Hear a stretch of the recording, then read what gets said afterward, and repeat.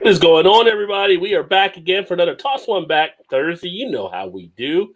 We actually toss one or two or three or four, however many we get through, back and hang out with you guys and talk about what you want to talk about, have a little fun, maybe cover some beer stuff. I mean, technically it is a beer channel, so we try to get some beer stuff in, but we like to follow where the conversation goes, right? Where's our regular conductor? She's not here tonight. No, she had to work today, so she yeah. Which she's off tomorrow, so I don't really know what difference that makes. But she's not coming on tonight. Probably playing a little bit safe there, safe. So usually worn down on Thursdays when she works, so I guess 12 hours I'd do it to you. Yeah, well, yeah, it's a long shift for sure. So. But yeah, so get ready to head to the weekend tonight here in Cincinnati. It's a little crazy downtown, I think, because the Bengals are on TV. So you've got a pretty good shot. I guess they're playing Jacksonville. Yeah, I got the game on in the background, actually. Yeah. I'm like, let's Jacksonville decides to get their first win. But people were here last weekend. We're pretty happy with them beating the Steelers. Oh, yeah. They've been playing good. Yeah, they've been playing good. Defense is looking pretty good. Yeah, I didn't get to watch any of it, of course. I haven't watched NFL in a while, but from what I heard and read, it was a beatdown, it seems. So I guess some of the players got a little chatty at the end, too. Like, you got to play that team again, right? Right, yeah, exactly. In Cincinnati this time. I think that was in Pittsburgh, wasn't it? Yeah. Yeah, that's not too smart. Don't piss them off and you got to play them again on their home turf. Right. But now I got on the college game, the Hurricanes in Virginia. And what happened to the U? What happened to that program? That program, it's more like Miami of Ohio than Miami of Florida now, the way they play their games. Them and Florida State both. Yeah, it's just kind of not the teams of the lure that we know back from the late 80s and early 90s, but they're down 9-0, just playing some ugly football. But anyway, I digress because it is about the beer. So I actually am going to crack open a beer here tonight, which is from where Todd has a location now. Good old High Wire. Ooh, yeah. This is going to be the latest from the 10W40 series. It is the Chai 10W40. So this one was just released a little bit ago.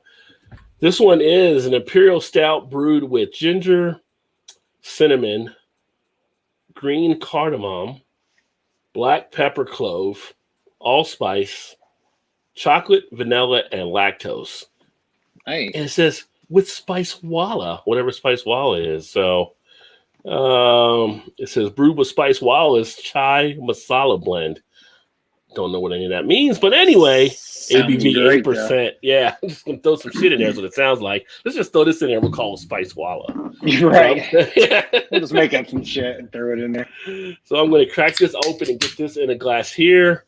I have not seen that one, but I want to get that one. It sounds great. I'm gonna break the rules and not use the fancy glass just because I didn't feel like washing glasses earlier. And I'm a professional. I know what I'm doing. So it's overrated. What's up, Gilbert? Got Gilbert in the house. Cheers, homie. EG. Nice dark color, nice tan head. Actually, I say tan more like a mocha type head on this one. Sweetness. Get the spice. Pick up cinnamon. Pick up some of the cardamom. Definitely pick up the pepper and the clove.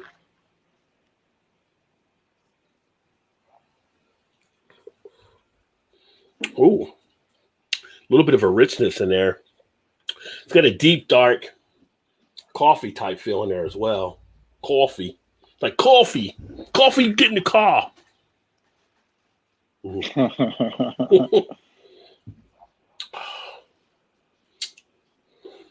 got, like I said, nice richness. It's just on the tongue nice. Some of the 10W40s I found a couple times to be a little bit lighter. This one actually isn't very light at all as far as any thinness. Nice complex feel to it. You get that chai type presence there as well. Chai, not just for coffee anymore, folks. It's not bad. Can't go wrong with that 10W40 series. Yeah. I feel like this one will be more. I mean, I can drink it now. We're just about October, so we'll say it's kind of in that fallish pumpkin type feel. It doesn't really have the pumpkin type feel to it, but it's kind of got a little bit kind of toward that way. But I can see drinking this definitely more like around Thanksgiving, getting into like the Christmas type feel as well. It's got a nice holiday feel around the beer, which makes it nice. I was gonna say, it kind of had some of the flavor profiles of what you would think of around Thanksgiving or something. I mean, I could be around the tree with 40s and be like, fa la la la la la la la. What was the ABV on that one again? 8%. 8%. Okay. So not high as like it usually is either. Some of the higher ones from 10W40 series. I like this. That one. Yeah, this one is just the one that came out recently. High Wire Chai 10W40. A nice one to the series. I'll have a separate video broken out when I do the review on it as well here on the channel. But glad I kind of picked that up there. I picked that up at Jungle Gyms when I went last time. I kept it modest when I went last time Jungle Gyms. I only got 2 4-packs. You know how hard it is to walk through Jungle Gyms and only come out with 2 4-packs? That is impressive. You know how hard it is, but the people watching, I don't know if they fully know how hard it is. It's like, I was trying to find stuff I didn't see or I could hold on to or not get into. And it's like, I got enough stuff at home. I don't really want to get this other one, but yeah. In their mind, they're probably thinking, we can do with all that beer. In our minds, we're like, I want to get way more than this. Yeah. Oh, Gilbert's got the Delirium Treeman Son. Nice. I actually got the Red Delirium. I'll be doing a review on that here as well at some point. We got Jordy in the house. Jordy's Beer Reviews. What is going on? Cheers. Welcome to the show. I think first time here. Give you a big old welcome. Great to have you here. And we do this every Thursday night. We kind of drink a few beers. We talk about beer and other stuff and whatever comes up. So whatever you guys want to talk about, feel free. Comments. Get those comments rolling. It's got a creamy undertone to it as well, which is nice. I do like that spice feel. This Spice Walla, whatever it is good. It comes together. It sounds really together good. Real good. I give an old Cousin Eddie. That's nice, Clark. Real nice. Some of the green stuff.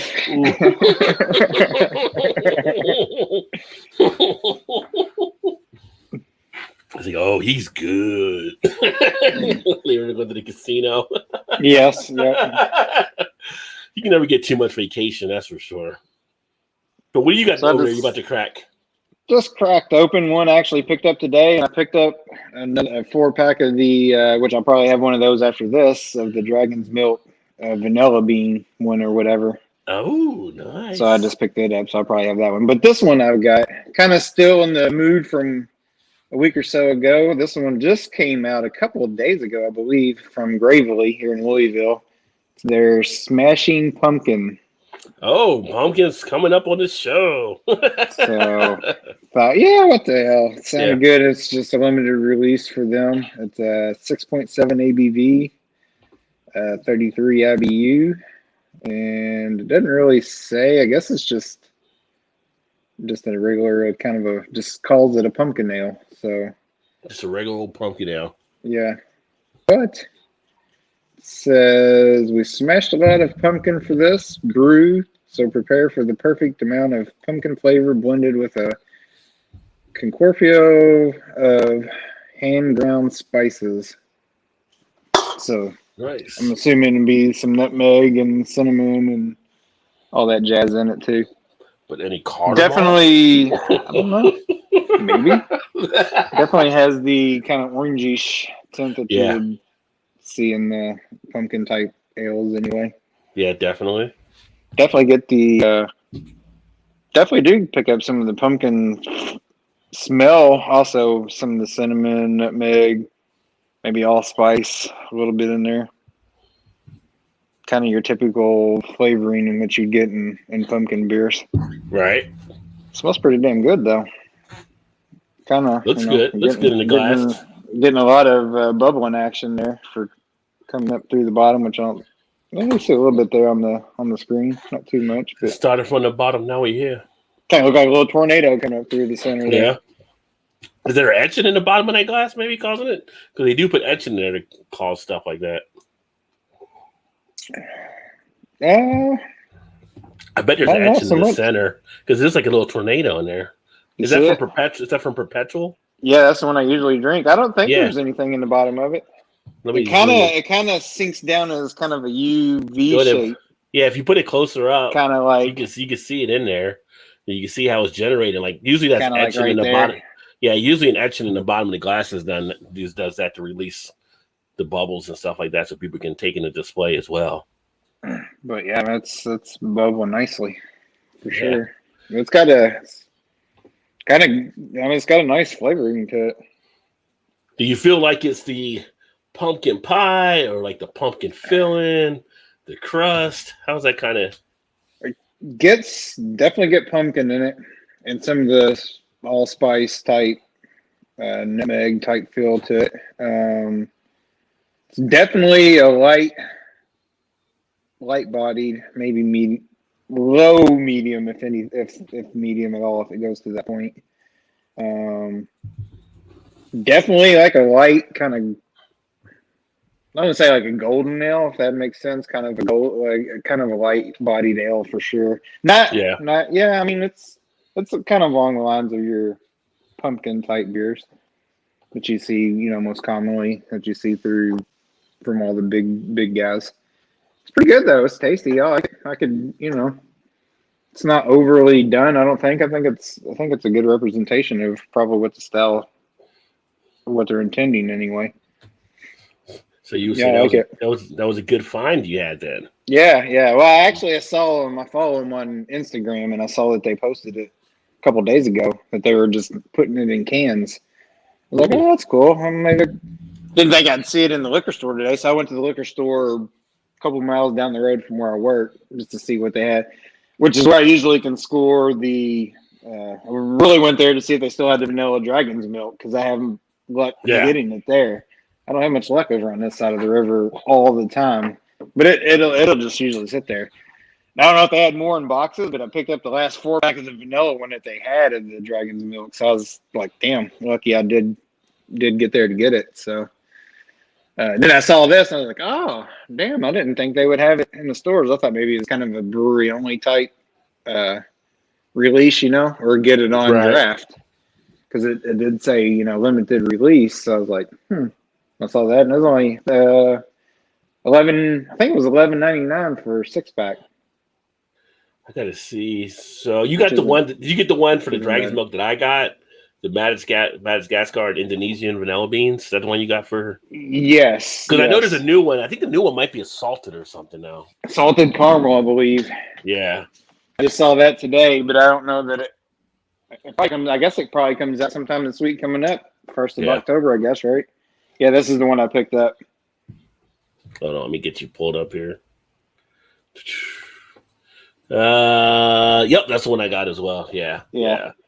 So that's the one. That's the third one for the year in this series, right? This is the third one. Yeah. So the next other one's coming out. The other one just came out, which would be for the 4th quarter here. I need to pick that one up now. I say I need. Do I really need? It's like I want, but at the same point, I feel like I need to keep the tradition going and get them when they come out. Yeah, but that dragon's milk one, that's one of those. It's like you kind of do need to get it. Yeah, the regular's so good. It's like I want to get all the variants I can. Yeah, that I can try that one. You know what I mean? Like I'm like Q-Tip and Tribe Called Quest. Left my wallet, El Segundo. I got to get it. I got to get it. So anytime I see those, they're like, yes, especially, well, now that I know where I can get them, I can pick them up pretty much whenever. Yeah. But over here, it was always hit and miss and just kind of happened to stumble upon it on this side of the river. So I was like, damn.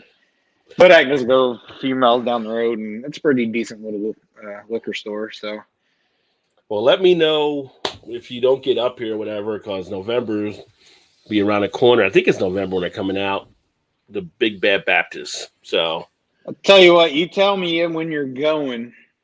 Do they usually put a limit on those? No, that's the thing. They don't. You just go in there and I get will. them. It's on the shelf. I will PayPal you, Venmo you, Cash App you, whatever you use. I'll send you the money for it if you'll pick me up a bottle of each when you go. Okay. Yeah, I was trying to think. Just let me know ahead of time, and I'll just send it to you. It's a matter of trying to find out when they come out and when I can get over there. But right, sometimes I'll find one in one store and I'll find one in the other. And I found a couple in some other stores before, like the Mexican one and stuff like that and everything. So. And instead of mailing them, that'll just be a weekend Saturday trip excuse, and we'll just come get them, and maybe we can hang out and go have a beer or something, and yeah, on a Saturday or something there, and on the river or something, and hang out a couple hours and pick them up, and then just head back home because it's not that far of a drive. It's not that far of a drive. No, definitely. It's worth a few hours ago and. Couple hour drive for not even a couple hours really, just to go hang out for a few hours. I'd do that. So yeah, just let me know whenever you get a chance. All right, because I can't get them here anymore. I don't know why they don't sell them. They might just be the distribution at this point. They may not just bring them down there. Because you used to be able to get some of that. They used to bring out just the regular Baptist and their batch version, however they would label that. Yeah, I used to get those all the time, and some of their brain sours or whatever they call those. Were you here? I did it on this show, and I don't think I did. I think I did it on the podcast. The rundown of the Big Baptist flavors. Have you seen them yet? I have not. All right, well, I'll pull it up here, and I can share that here as well. Oh yeah. No, the lineup I have seen. Oh, you have seen? Okay, all right. Yeah, have they come out yet? I was like, no, I don't think they've. Misunderstood what you were saying there. Cheers to you, Jordy, there on the bud as well, my friend. Enjoy. I said it sounded nice, Todd. Enjoy as well. It was tasty. Gilbert's gonna watch I could drain pour all the pumpkin beer. All of them, Gilbert. Peggy, Gilbert, cheers, Peggy. Hey, Mom. Gilbert, I'm kind of with you on those. I don't always get them, but I haven't picked up pumpkin beers for a couple of years. So I was like, this year just kind of felt right for some reason. Well, I'll drink them now for a period because it is, for me, the time of year to actually enjoy pumpkin for what I prefer. And I had the first one, a great hangout last Saturday with Jay from This Guy's Thoughts. So shout out to Jay. If you guys haven't checked out his channel, This Guy's Thoughts, check him out as well. We had a good time talking and meeting and drinking some beers. And he's just about to hit the 1K mark. I think I saw earlier he's at 996. So he's about to hit the 1K, that magic number for YouTube. So that's awesome in itself. But we had got together and I had the first pumpkin beer of the season, which let me go back to see what the name of it was. It was from Matt's Head Brewing out of Cleveland. It was a pumpkin spice latte. And that baby was smooth. So first time I've had Matt's Head, although I've heard about Matt's Head a good amount of time out of the Cleveland area. That baby delivered. They had actually, the Barrel House had done a thing on Twitter about having that beer. So when I got a chance to actually get it, and Jay reminded me because he wanted to get it as well, it was like, okay, all right, this pumpkin works, So nice. And I'll get some other pumpkin stuff probably in. I don't think I picked up any. Did I buy a pumpkin beer when I was up there? Let me I only bought like a 12 packets of different ones there when I was there. I don't know if I got a pumpkin. This is the great thing about Untapped, because you can track everything on your list and stuff as you get it. I did not get a pumpkin while I was there, but I did get a Wolf's Ridge Imperial Stout. I'm looking forward to that. Wolf's Ridge does some very good beers out of Columbus. And I got a Roke Mint Milkshake IPA. I did that little shorts having that Roke beer. That Roke beer was so tasty. It's like, let me try this other Roke. And I finally got the Stone Cold Broken Skull. I'll probably drink that this weekend because I have not done his IPA as of yet. So that'll be something to look forward to. You got jokes, Gilbert. A beer with potato salad and raisins. Well, I posted that picture on Facebook where somebody had deviled eggs with peanut butter and jelly. I'm hoping nobody really ate that, but that's just, yeah, that's bad. I mean, Ugh. put that next to the potato salad with raisins. But people eat some weird stuff. We know that. Yes, they do. But speaking of chocolate beers, so this upcoming week, for those of you that are the Yingling fans, Hershey's Chocolate Porter will be re-released again. So for those of you that enjoyed that one and down in Texas, for you guys in Texas that just got Yingling, that's one that a lot of people have liked as well. It is a lighter thing, but growing up on the East Coast and growing up outside Hershey, nice feel of the chocolate, nice chocolate little porter is just very light. But it's like 4.7% or something. So you can drink a few of them and be okay. It's a pretty tasty beer. Yeah. I would say Although if you can get on draft, though, get it on draft. I enjoyed the draft more than I did in the bottle. Yes, that's what I was going to say. I don't feel that it's as good as it was when it came out as kind of before they decided to bottle it. Yeah. And basically the only way you could get it was on draft. And that's what I was going to say. I was like, I feel like it's better, and that might be the reason why. Yeah. Or because it's not as mass produced as it is now, maybe too, at the same point. Yeah, but it's still tasty, though. It was tasty. I went through a growler with like quick easy, so. But that'll be out next week. Imagine putting that with some of the that tequila liqueur negro or whatever. I got that here too. Called. So you said I should save this for next week and start doing some mix together. That could happen. That could happen. That's what I should have looked. That's what I should have looked for when I was there. I'm right there. Terra Negra. Yeah, you want to get some of that. I've actually done. I got that Rebel coffee. I didn't drink one now because it's a little bit later, but I'll probably do that this weekend. And I usually put Terra Negra in there with some of the Jameson's cold brew. Oh, yeah. Maybe I'll do that on a video. Make it like a little drink. It all goes together nicely. Double D's in the house. What's up, D? What's up, Double D? And how's the golf game, my friend? He's been golfing like crazy. He's probably tired himself out. Yeah, taking breaks, hustling the golf course like Michael Jordan. So yeah. Brewdog layer cake, really good beer. I wonder if you guys can get it. Marshmallow and chocolate stout at 8%. Ooh, have not had the layer cake. Thing about Brewdog, I can get like all over the place it seems now because Brewdog put their operation in Columbus, which is 2 hours from me, but then they put a spot downtown Cincinnati, which is like 25 minutes from me. And they're putting one up in Cleveland now. It's going to be the next spot up there. But they have one in Indianapolis as well. And I think they did put one in Pittsburgh. It's funny. They like this region for whatever reason. Maybe because it's easy for them to get around to all the breweries when they're over here. But, yeah, we have Brewdog in a lot of spots around here. Although I don't usually get them as much just because we have so many great breweries here and beer being put out with a lot of local stuff that they kind of just fall to the wayside. But occasionally I'll see something that'll pique my interest. I think the last one I have for them was the Nitro Jet Black Coffee Stout, which is really good. So that layer cake sounds delicious, though. Marshmallow and chocolate. You know what I haven't had a lot? I had recently that I used to have a lot of is actually because maybe the layer cake made me think of it just because they always do crazy stuff. Is Evil Twin? I don't think I've had an Evil Twin beer in a while. I haven't picked one up.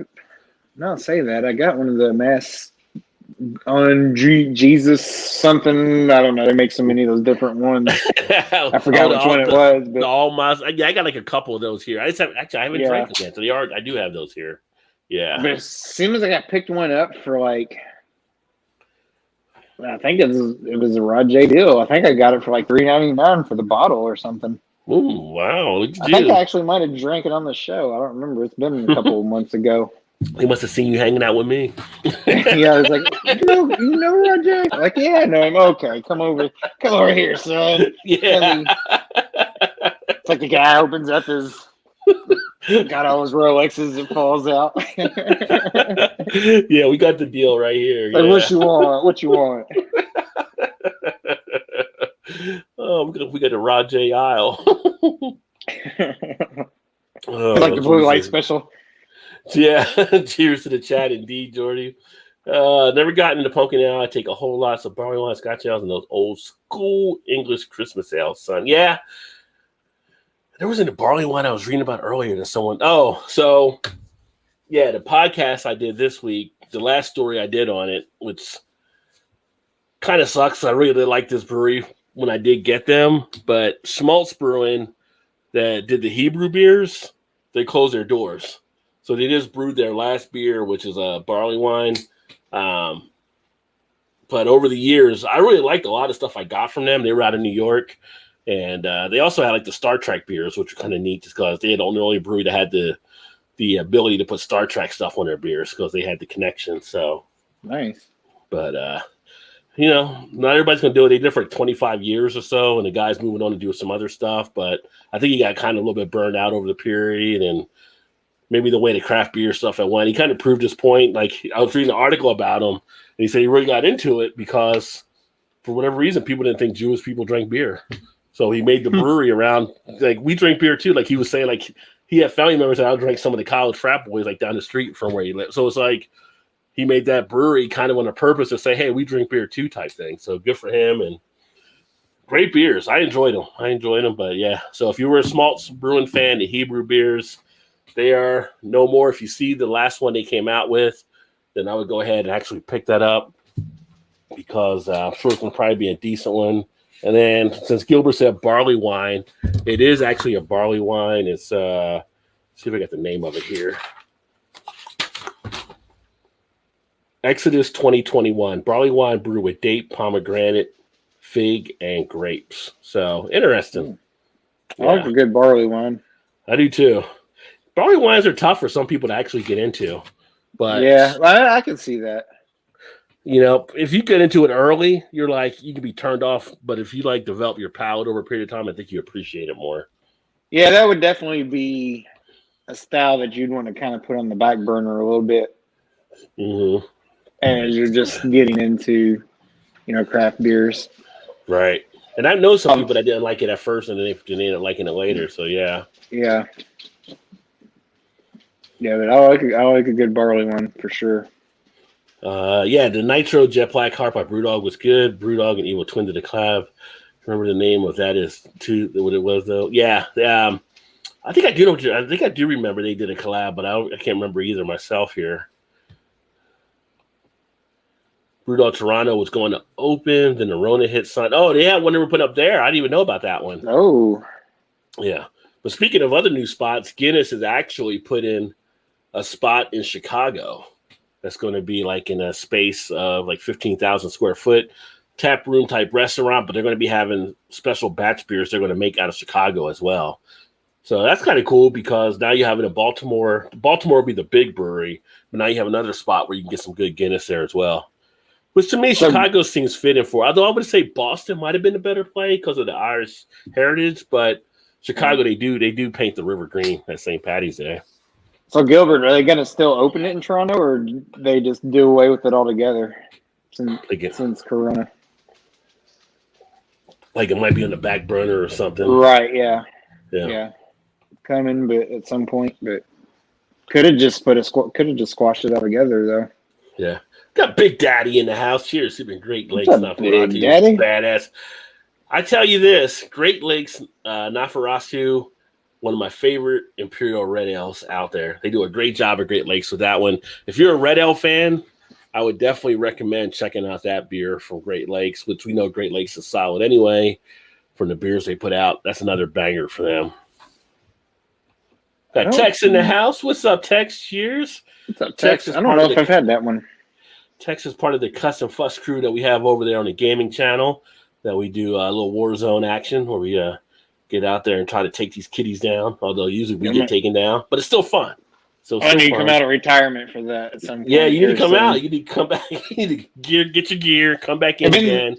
The regimen is growing, so you need to come back in. It's been so long, I don't remember what the damn buttons do now. Just be like Blake and get in the car and drive around. That's what I'm best at. Blake just turns Warzone into GTA every time he plays. So nothing wrong with that. He's like, I'll be the decoy. That's funny.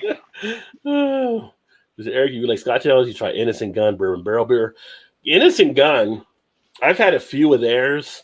That's another thing at Jungle Gyms. They've actually were able to get some of that stuff in for those guys. And they were crazy. They were like 4-packs for like $3.99. Something like that when I did the special before. Yeah, because I got them. I got them too. That's what I was going to ask you. I was like, what were those Innocent Gun that they had at Jungle Gems for way cheap? Was that just the bourbon barrel ones? I think it might have been even. I want to feel like it was like $1.99 or $2.99. I thought it was like 50 or 75 cents a bottle or something. It was weird. It was like it was green label, if I'm not mistaken. And they were all within the proper date and everything. So it wasn't like they were old. It's just like right. We just got to get rid of them. It's like, oh, well, let me help you out. When I got home, I was like, damn it! Why didn't I just get more of these? I think it was $3.99 for the 4-pack. Maybe it was $3.99 for that one, but it was just a stupid price. Like, yeah, I don't know. It could have been $2.99 because I also picked up the that little 2-bottle pack with the glass with the Russian glass. Yeah. I still have it downstairs. I still haven't drank it yet. Yeah, that one. Because I can't remember the price on that one. It might have been $4.99 or $5.99 or. I think it was $5.99 on that one, but that was like a 13-year thing you could sell her. Said, but the glass alone was like worth $4 or $5.99. So right, yeah. I still got it in the packaging. It's just sitting downstairs, but I can't remember what the price because I picked that one and the Innocent Gun up at the same time. But I know, like for both of those, 4 really good beers and it was less than $10 with a glass. I was like, yes, should have got more. That's why I couldn't live next door to Jungle Gems. I'd be like broke. Like, can't even drink all the beer you just got. I know, but it was such a good deal. How do you not get it? I'd be like, do you guys accept direct deposit here? I'll just wire my funds to your account. Every day be a block party in my house. God. Let's see. Didi said, you were so right. I've been playing a lot of golf. 5 days off. And with drinking, smoking cigars, golf, and spending time with my wife and working in the car. Drinking an Edmund Oat P&J Ale. Nice. Ooh. How you like that one there? I was going to do a cigar last weekend video, and I didn't do it. I'm going to probably do it this weekend, have a beer and cigar out back or something. So you guys may be able to catch me there for that live stream. I haven't done a cigar in a while, so I'm looking forward to that. And Bell's Tropical Oberon. God, after 18 holes. That Tropical Oberon, I was impressed by. I thought that was really tasty. I thought you were going to try to screw with like you did with the mango. Like the mango didn't really step up another notch. It could have been just like the regular one. Yeah. But that Tropical, they actually put some good flavor into that one. So that one was pretty good. Yeah. I know, who would definitely like that one for sure? Oh, the Beer Patrol. He just said he didn't get it. Yeah. Yeah, you know that. Him and PA Brew News. Drew, this sounds good, DD. Good, not Jesus. Oh, good. Well, you said good after 18 holes. You said God after 18 holes. Like, God, it was so God good, like I was thinking. But that's all right. Jesus turns water to wine, so he would be mad if you called him beer. He'd be all right. All right. What's up, Jeff? Cheers, my friend, up in Boston. What's up, Jeff? Happy Thursday to you, Boston. Hopefully you're enjoying something nice as well, Jeff. It's all right, Big Daddy. You're getting hit by that 9%. I think it's 9% ABV on that one.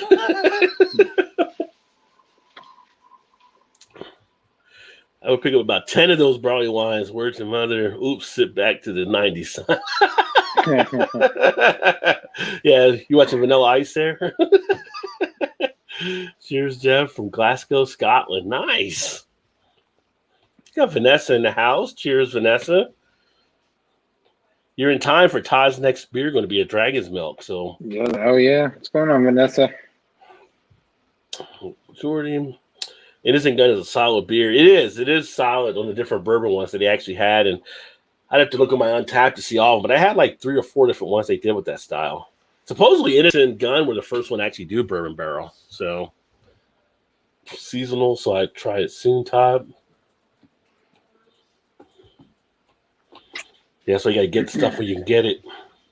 Yeah. Yes. Yeah, that's part of the problem. You don't always want to buy beer, but sometimes you just have to buy it. Yeah. Like I've been in times I've walked into the store to get a thing and walk around a corner and you catch some deals on stuff or you see something you've been waiting to get and it's just like, let me go back and get a cart. Yeah, I'll be back. Gotta go get some wheels because I can't carry all these. Brewdog said to be open in November, but they have a lot of brewing to catch up on. I'm sure they're put behind the 8 ball there, but at least they're still going forward, so that's a good thing. Cheers, CB. Happy Thursday to you, my friend. What's up, CB? Hopefully you're doing well. You're probably in a sauna. What? That's a Rod J deal. I hope you got more than one 4-pack. The Tropical Oberon or was just the regular. Was the date good on it though? I got a question if they got the Oberon for that long. Just checking. If the date was good, that's definitely a Rod J deal.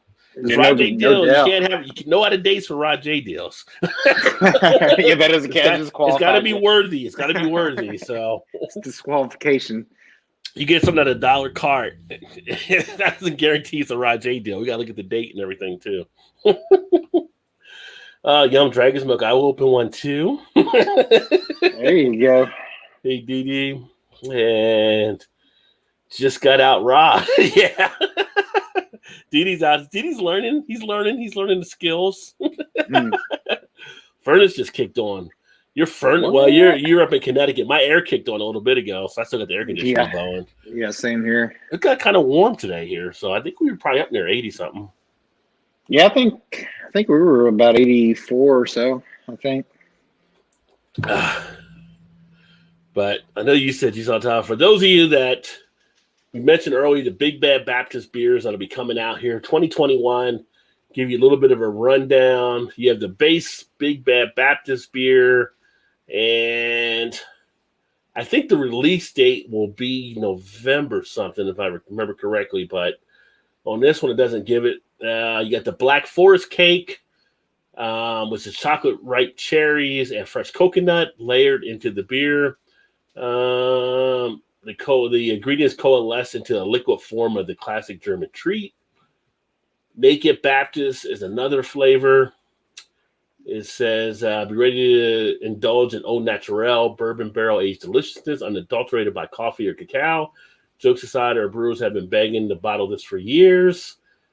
Double barrel collaboration with Blue Copper Coffee, aged green Colombian coffee beans and whiskey barrels, and selected choice Baptist casks for a double blast of bourbon barrel character. The double jam, raspberry, blackberry, and coffee come together like breakfast on Sunday morning.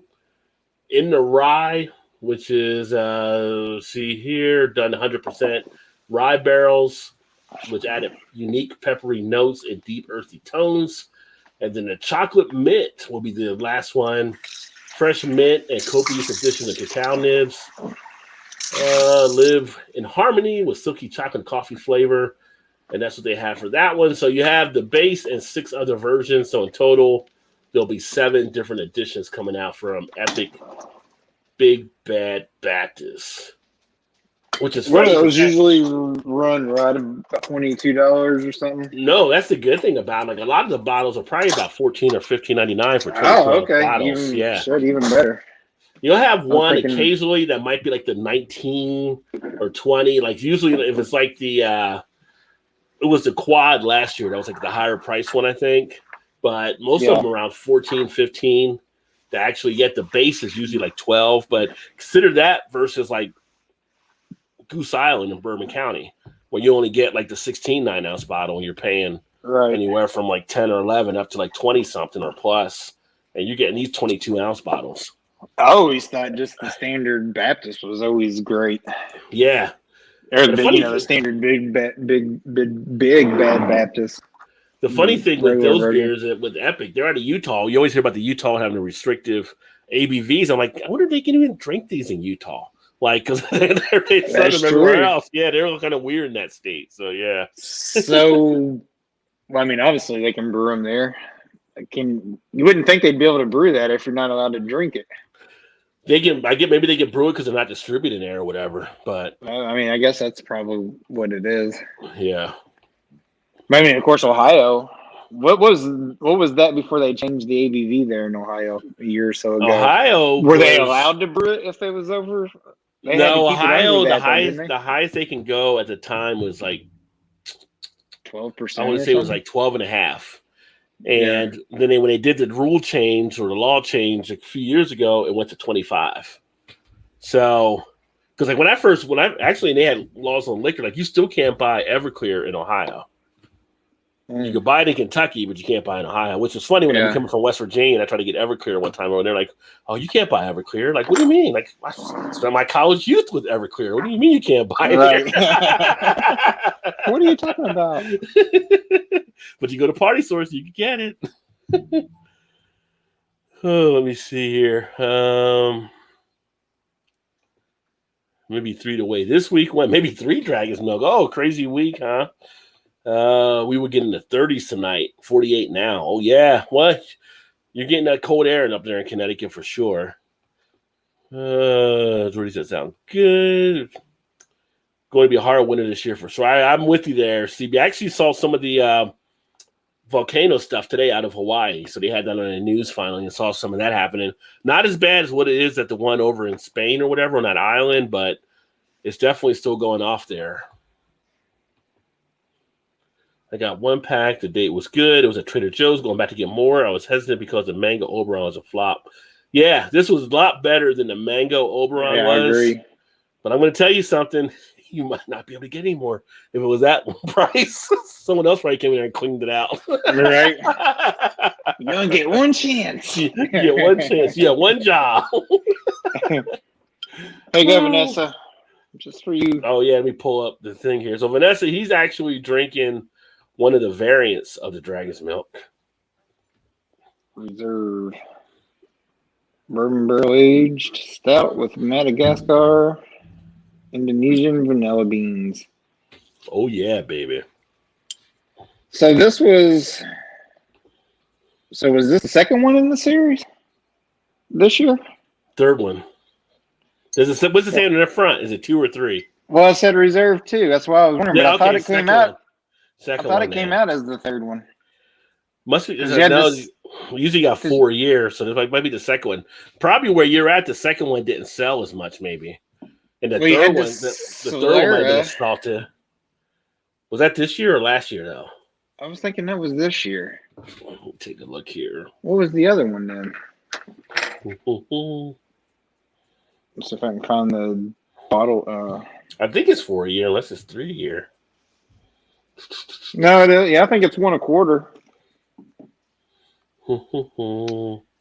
I hate when they put these things in yellow writing. It's hard to see them sometimes.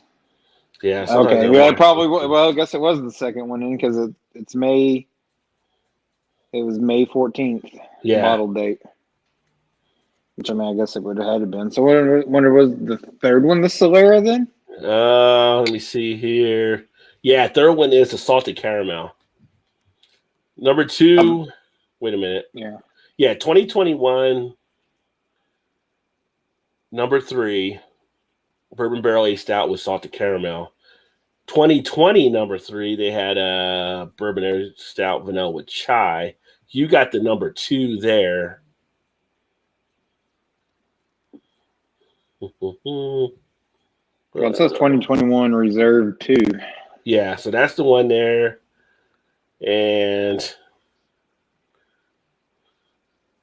let me see. 2021 1 was the peanut butter and cocoa nibs.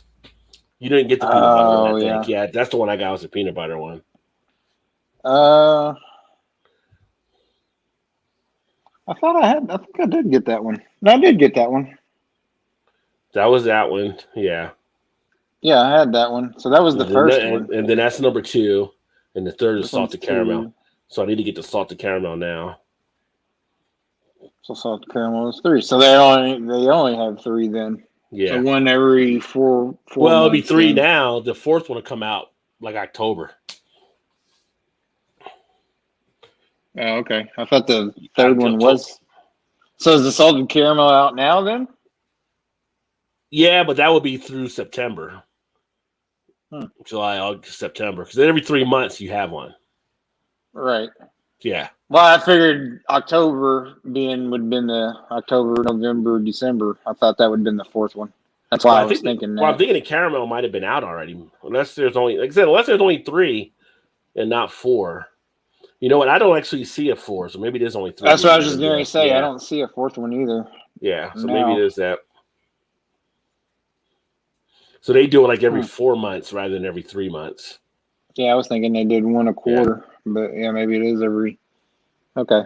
Yeah, so I've had them all then, except for, well, I haven't had the salted. I will say the salted caramel is Yeah, coming in with a higher untapped rate than the other ones. It looks like. How do you not like salted caramel? It's just so yeah, let's see. smooth. That one, 427. This one's 426, and the peanut butter one was 4. Yeah. Which I was, like I usually am with peanut butter beers, I'm always disappointed. Most of the time. Not to say always, but most of the time. Oh, you get that artificial that comes in sometimes with them. Yeah. Yeah, yeah. Oh, but I did see, I don't know if it's tomorrow, no, Saturday. Listerman is coming out with their, I think it's called Friday the 14th, which is like their black IPA, but it's super peanut buttery. It's really good. You've I had actually it picked it before? up I had it last Yeah. year when we was at Jungle Gyms, and I picked it up. And the can art is awesome because it's got, like Freddy Krueger, Jason, who else is on there? Some of the other horror movie figures on there. Jason. Yeah. I think the Scream guys on there. Scream. Forgot who the other one might have been that was on there. But man, it's pretty good if you can get it, because I saw it was coming out against, I think it's Saturday. Yeah. I think that was the name of it. I think it is Friday the 14th or something like that. Speaking of horror movies, do we really need another Halloween? I mean, if you can't kill Michael Myers by now, just fucking move to a new town. Right. If you're sticking around at this point, just that's go on across you. the ocean. If you're Jamie Lee Curtis, he keeps chasing, just leave. Just leave the country, go to an island somewhere where you can't get to you or something. I mean, I saw they have another one coming out. I mean, thing is, I'll probably watch it at some point. I won't go to the theater and watch it, but it'll probably pop up sometime on HBO or something. But it's like, why do we have another Michael Myers movie? Like, when does it end? When does it end? I saw the commercial for that, and man, she looked old. Well, yeah. I mean, at this point, yeah. Well, I know, but I mean, she looked. I don't know, she just looked old.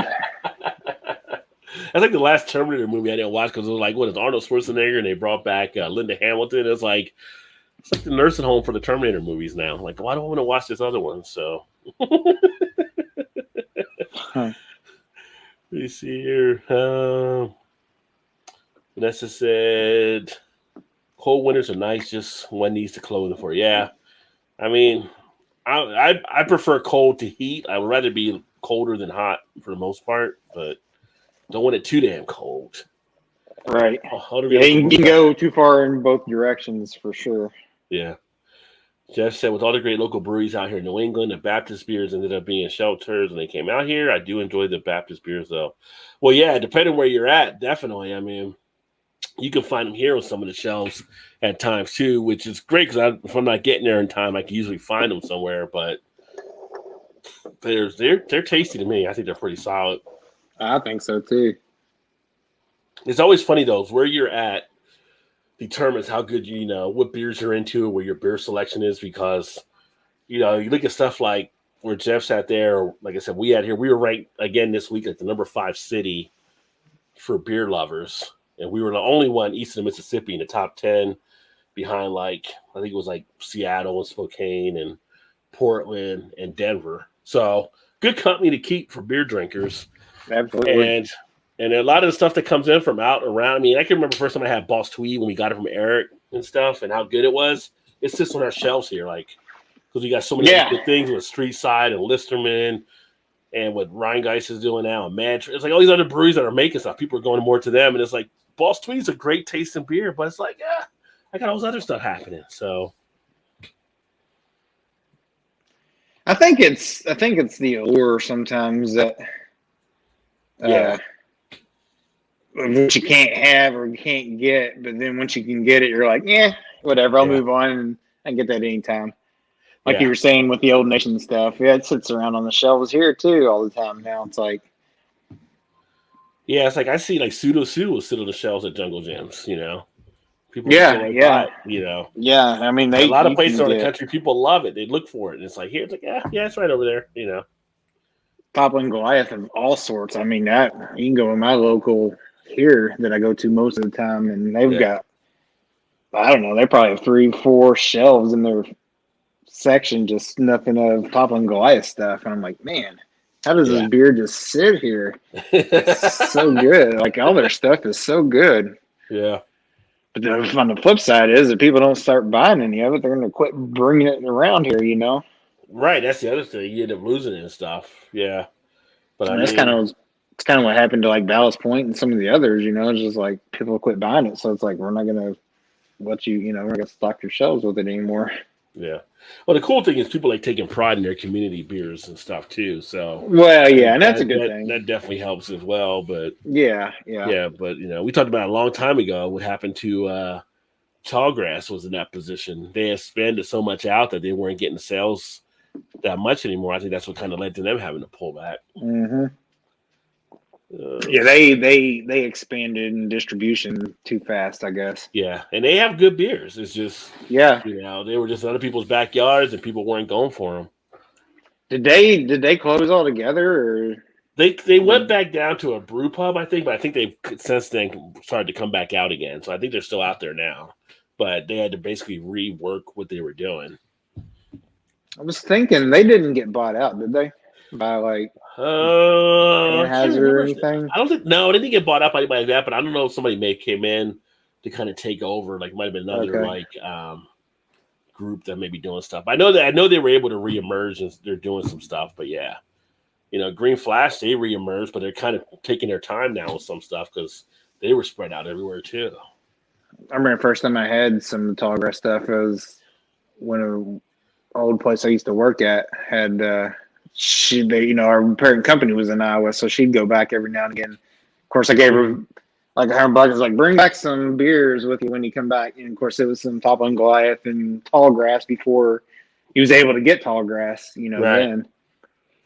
I was like, man, yeah, this is good. And then all of a sudden it hit distribution. I was like, all right. And then it was like, okay, we're done. We're not, we might be closing. I was like, yeah, that can happen. Too big, too quick. CB said Vanessa as a kid in Vermont ski season always started October 15th years ago. I went by skiing. I haven't skied since I was in high school. Trader Joe's and I had the shelf-stable heavy cream in the boxes this time. Oh, they had a run on it. They had a run on them. What's up, Skip? What's up, Rob? I'm taking a month off drinking. You got any tips? This is going to suck. Nothing wrong with taking a month off. Take it off now so you're back in November in time to enjoy it during the Thanksgiving season. I was going to say the non-alcoholic. Get the non-alcoholic beers. Try those out. There you go. During the month. You can drink those. There's no alcohol. And see what you think of them. Great time to experiment. Or I was going to say the other option is just don't take a month off. No, if you are, the DNA after the first couple of weeks is probably not a bad idea to go, honestly. Of course, Skip is in Canada, so I think something else may be legal up there too. So the CB can provide some tips. Yeah, there you go. I see No Time to Die last night. The new James Bond movie was amazing. I can't remember some of the film, as though we were drinking beers all night and also in the cinema. Yeah, we can buy alcohol in our cinema. We get beer and liquor and stuff here, but I've never been a huge James Bond person. I remember a couple watching, like when Connery did it, or Roger Moore. I think I tried to watch one of the Daniel Craig ones in the beginning. I don't know why I never got into it as much as I like some of the spy type movies. I don't know. I need to go back and watch some of the ones. I heard Daniel Craig was one of the best Bonds, and this is his last one doing it. So, but speaking of movies, tomorrow, October 1st, you know what comes out? Yeah. Is it The Sopranos? That's right, son. Ding, I saw that. You're a winner. I think it's going to be on HBO Max too. Yeah, it's on HBO Max. So the prequel for the Soprano movie comes out. So I'm going to be watching that this weekend for sure. I'm so glad you brought that up. I totally forgot. I was thinking, I was like, God, I know something's coming out Friday. What the hell is it? I was like, oh yeah, Sopranos. That's right. Sopranos comes out tomorrow. So looking forward to that one. Let's see. Oh, my mouse is on the other screen. There we go. In DC, BeerVentures said talking about the skiing. In Alaska, we got snow first week of September. Nice, Jordy. Damn, Vanessa, you live in Alaska? She doesn't live there now. She did at a point, though. She's in Connecticut. She's way across the country. Man, I miss skiing in Vermont. There you go. Yeah, only time I went skiing, I skied Killaton and Stowe. If you're going to go skiing on the East Coast, best places you can go. So it worked out well. Yeah. Cheers, Vanessa. We were asking for 5 years in early 80s. So the results of the newest underwater volcano that went off in 2018.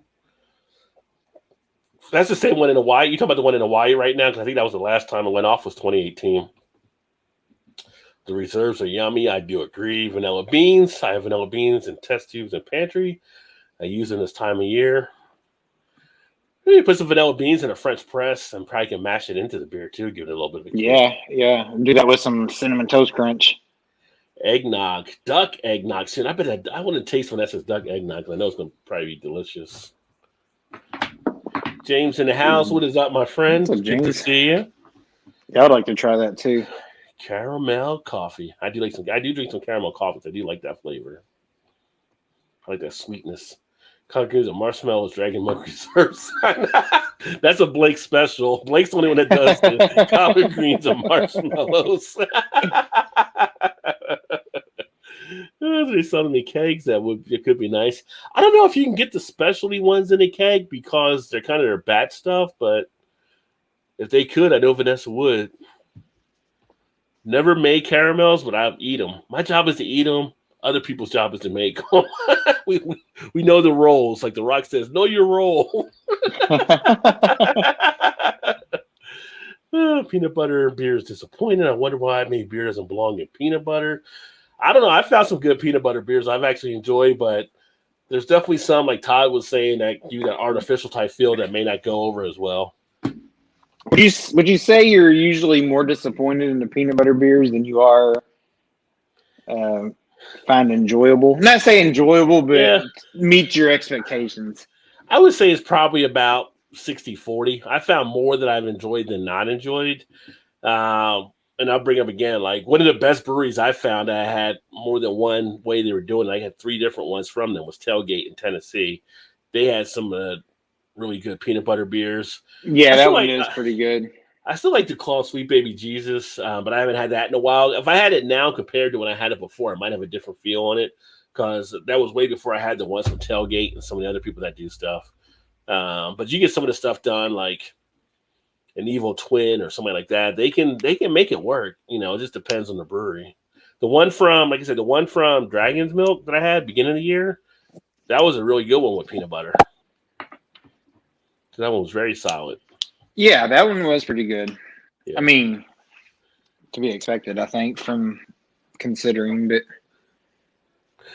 I'm using Todd's window as an absolute grid to test my life to hide distortion changes.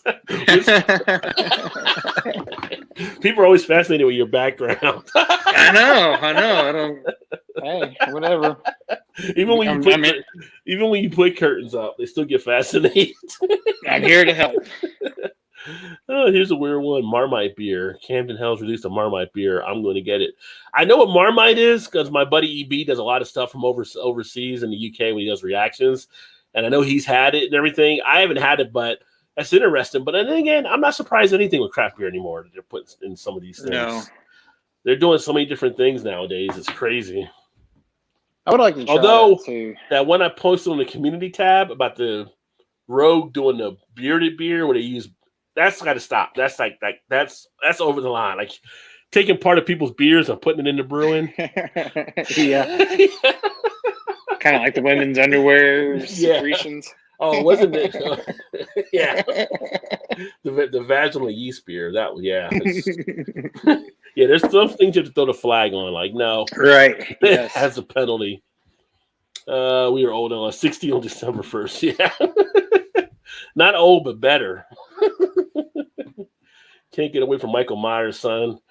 That's the whole thing. I mean, I don't know. He can drive a car. I don't even know how he got to learn how to drive a car when he was crazy the whole time. Like, nobody's ever asked that question. Like, he went to the asylum as a kid, but yet he could steal a station wagon and bring it back to Haddonfield and kill people. The asylum wasn't even near Haddonfield, so he had to navigate the highway, probably tolls, whatever it may be, and nobody's going to question how he got back to Haddonfield. Right? Come on, son. It's like Gilligan's Island. It's like the house. Like, you're going on a 3-hour trip. How do you have all these clothes? You're going on a 3-hour trip. There's a different wardrobe every episode. Exactly. All of y'all should be in rags by now. They're the only ones, though. Everybody else had the same shit, though. Yeah. Which made sense. Skipper and Gilligan, same outfit. They should have been the rags. They should have been way down the rags. They were wearing the same. Well, and they had to be funky as hell. They never did show where there was a shower or a bathroom on the damn island. So yeah, and they were never dirty either. They were never dirty. Now Tom Hanks was the same though. He just had the white shirt and the khakis. Tom Hanks wasn't on the island for about 2 days, and he was all dirty. Right? Yeah, exactly. And he had a bunch of shit from everybody else from their packages. And this crew made how many seasons worth of episodes? You know, that shit's got to be. We're supposed to believe that was only 3 hours, right? Yeah. The Big Bad Baptist beer from Epic Brewing. They're out of Utah. They do a release every year as well, and I put comparable to some of the Goose Island stuff.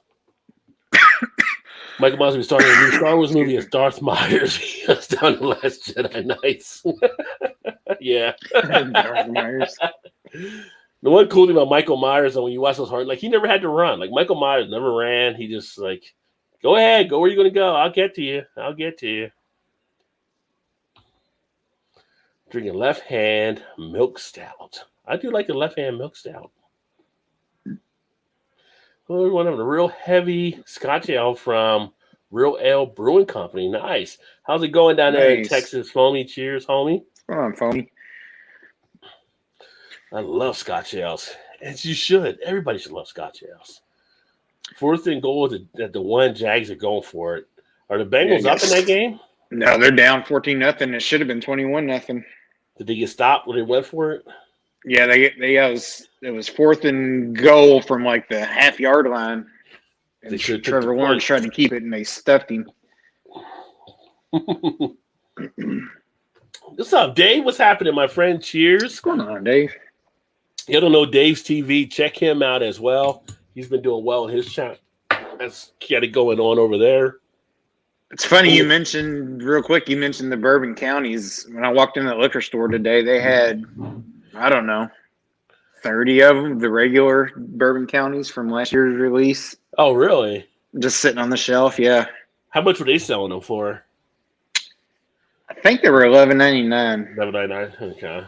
I think that's what they were. Yeah. Well, when I went to Jersey, I wouldn't swear to that, but I was surprised when I went to Jersey last month, and there were like 2 variants. I couldn't get down here just sitting on the shelf. There were like 15 or 20 of each of those. I was like, well, I'll get a couple of these. I've been wanting to check this out. So again, it's where you go and what the availability is of stuff, right? So did you get them then? Yeah, I got those 2. I haven't done them yet, but I picked them up when I was up there. I still haven't drank the first one from last year's release yet. Yeah, I was going to do them over a period of time. I did the one from last year, and I did the Caramella, and I think I did the what's the name of it? It's kind of had the tea one. Oh, yeah. But I got the Knob Creek one I was going to do, but I started doing other stuff. So I got to come back and do the Knob Creek and a few other ones. So I'll get back into doing those as well. But this is actually one that I picked up at Jungle Gyms last time. It's going to be from out of New York, from Amagang. It's the Rye Barrel Vanilla Stout. If you see it out there, it is a limited release, so you probably want to pick that up right now. If you happen to see it, I'm a fan of Amagang. I enjoy what they do. So got this one here. Got the Best Buy date on the back, which is nice, which is by July 21st of 23. Got some time. I'm going to drink it now, but I got some time. Nice. I haven't seen that one. 9.5% ABV. Serve at 50 degrees Fahrenheit is recommended. Yeah, Imperial Stout with vanilla aged in rye whiskey barrels. I feel like that's one of the breweries that's kind of I would say underrated, but not really mentioned or talked about much. And I got a few Ommegang beers too, like from the Game of Thrones stuff. I still haven't drank either. So Especially like their Three Philosophers and some of their quads and stuff are really good, I think. They do a good job out of New York. New York City. The old commercial. New York, yeah. New York City. It's from New York City. They're in Cooperstown. Is that where they're from? Cooperstown, yeah. Yeah. Mocha Brown Head. Oh, that smells nice. Nice sweetness on the nose. That vanilla really comes out like a vanilla bean. Almost like, like what's the ice cream place? Cold Stone. And like the vanilla sweetness off the stuff they have there. If you ever get like the vanilla type flavors or something like that, that's what it's like. You're almost standing in the line waiting at Cold Stone. You get that sweetness on the nose. Oh, wow. Okay. I haven't been to Cold Stone in a while. I can picture that. Just the smell of that in my mind. You walk into Cold Stone, you drop like 100 calories before you even get to the counter. You pick up 100. You're like, what do you think? It's like, no, I'm just here for the smells.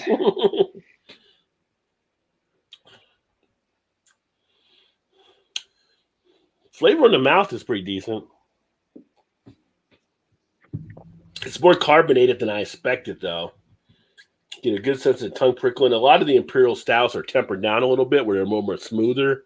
This one isn't as smooth as I would expect for it to be. But the vanilla's there.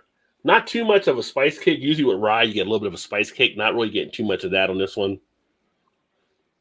But it does sink nicely into the cheeks.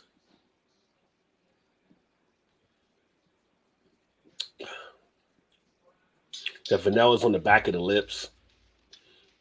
I think the one thing with it for me is I would like to have that carbonation turned down a little bit more than what it actually is. That would be the big thing. But, it's a decent one. I won't give all the stuff away because I'll do a review on the beer on the channel as well. But it's interesting. It's decent enough to give it a try. Versus some of the other Imperial Stouts I've had, I wouldn't say it's one of the top ones I've had recently, though.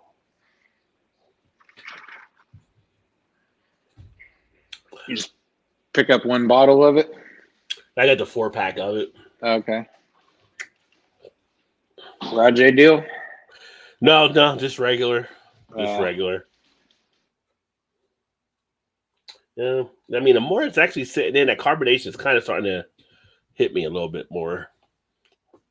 Kind of wish I would have picked up maybe one on this one, which I like what Ommegang usually does, but this one might be a little bit off there.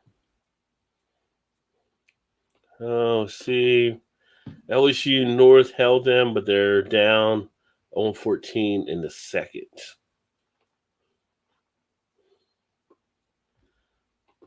Vanessa says she likes the Bond movies. I just never really got into Bond movies as much. Don't know why. I think the last one I probably watched fully through might have been like Moonraker or something, but I don't know. The funny thing is I like a lot of the actors that play James Bond. Like I've seen other stuff with Daniel Craig I've enjoyed. Like, obviously Sean Connery, Roger Moore. But just to sit there and watch a Bond film, just had it.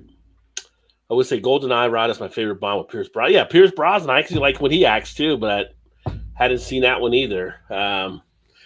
Maybe that's what I'll do sometime. Just go down and watch some James Bond movies. Because I have a lot of them that pop up that I can actually get on Netflix or HBO or Showtime or something. There's always like Bond movies around. I did like GoldenEye on the Nintendo system, though, Jordy. Is it HBO Max? I'll check tomorrow. Yes, HBO Max. It comes out tomorrow for the Soprano movie.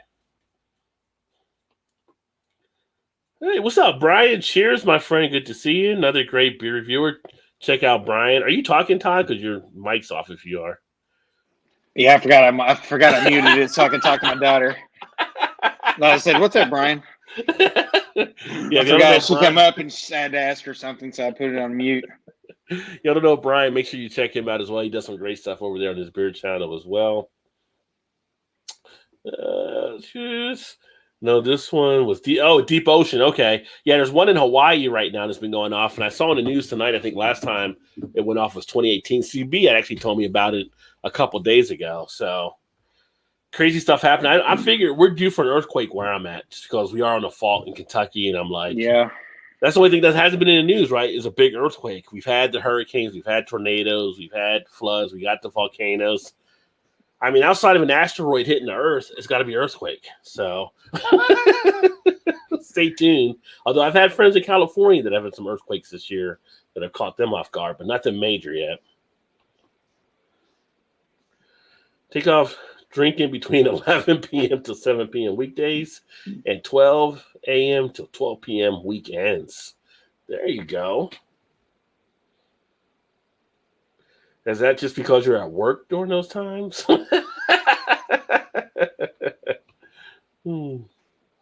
Making marshmallows is fun too. Never made them. Have had a lot of them. Yeah, the Many Saints of Newark.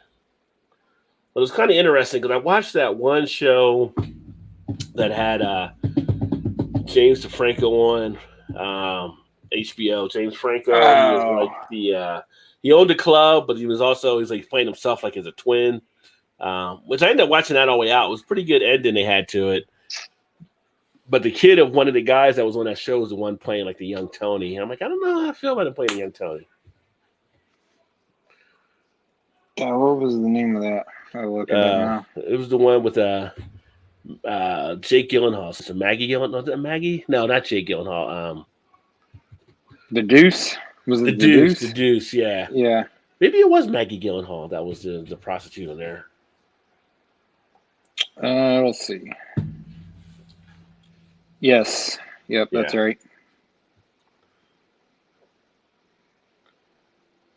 I never did watch that one. Yeah.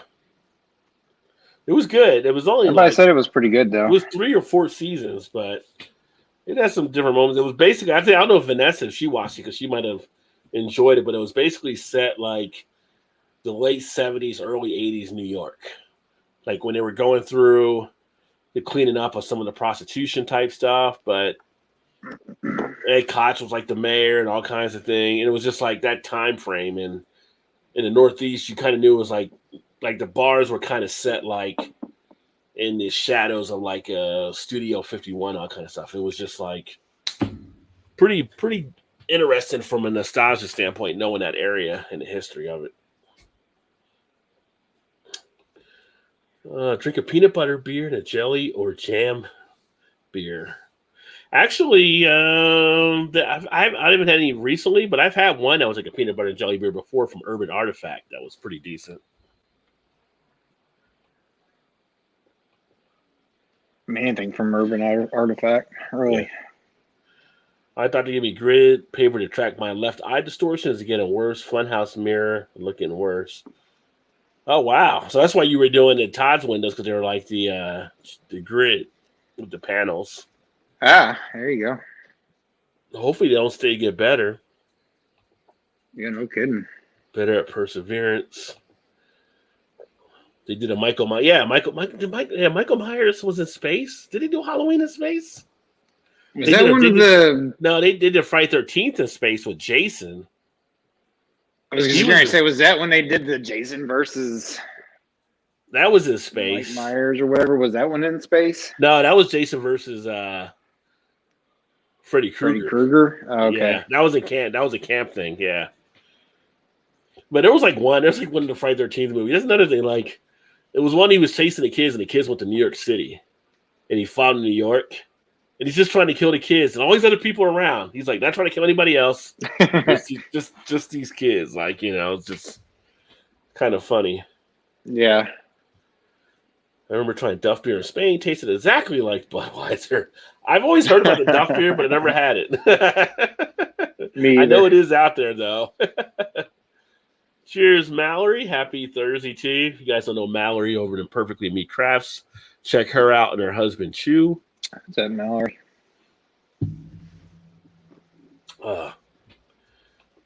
Perfectly. Cheers. Yeah, nice.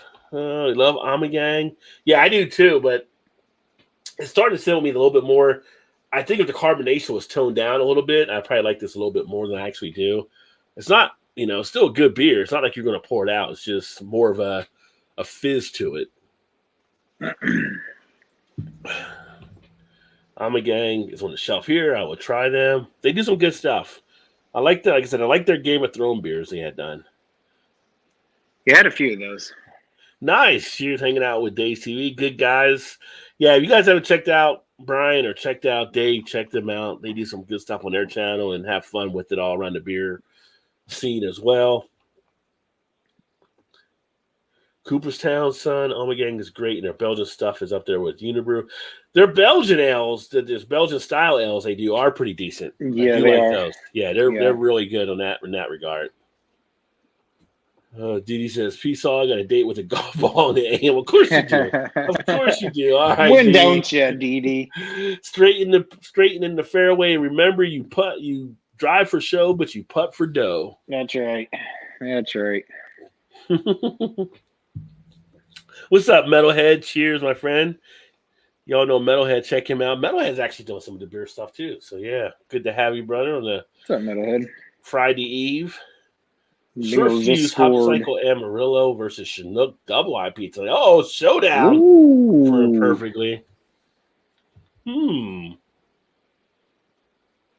know, some people have their favorite. I don't know if I have a favorite hop. I know some people have their favorite hops and stuff, but I thought you liked the what was the one Mad Tree did? Just a single hop. Well, that was the Galaxy hop. I do like the Galaxy. That was the Galaxy High. But I was thinking that was like, I thought you liked that one a lot. I do like it. I mean, but it's kind of like some people really get into it. Like they look for those certain things. I just haven't gotten to that level of digging down into the hops. Like, no, when I brewed beer, I used to like brewing with the Warrior hop. I enjoy brewing with that hop, and that was one I used for a good amount of things. Yeah, I felt like some of the other ones, Centennial, Chinook, and all these other ones are Cascade, or the ones that are overused by so many different things. I try to find different ones to actually work with. Right. Yeah. Yeah. Cascade for sure is always used for everything. It seems it's always in those. Even when they mix and match, it seems like Cascade's always one of them. Perfect says, Chu and I are taking my dad to Pittsburgh tomorrow for the weekend. Anywhere we should definitely go while we're there. By the way, my dad says hello to Rod and Ty. Well, hello, and perfectly Mallory's dad. Hello, Dad. Places to go to. Southern Tier has a spot. I haven't been there, but I know Southern Tier has a spot there in Pittsburgh that people talk about. Definitely should check that out. Wouldn't recommend going to Hofbräu House after the racist incident that just happened there, and our general manager has been suspended for. So Hofbräu House I would not put on going to.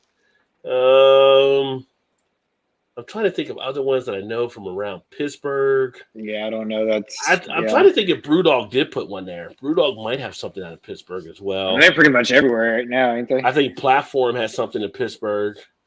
That's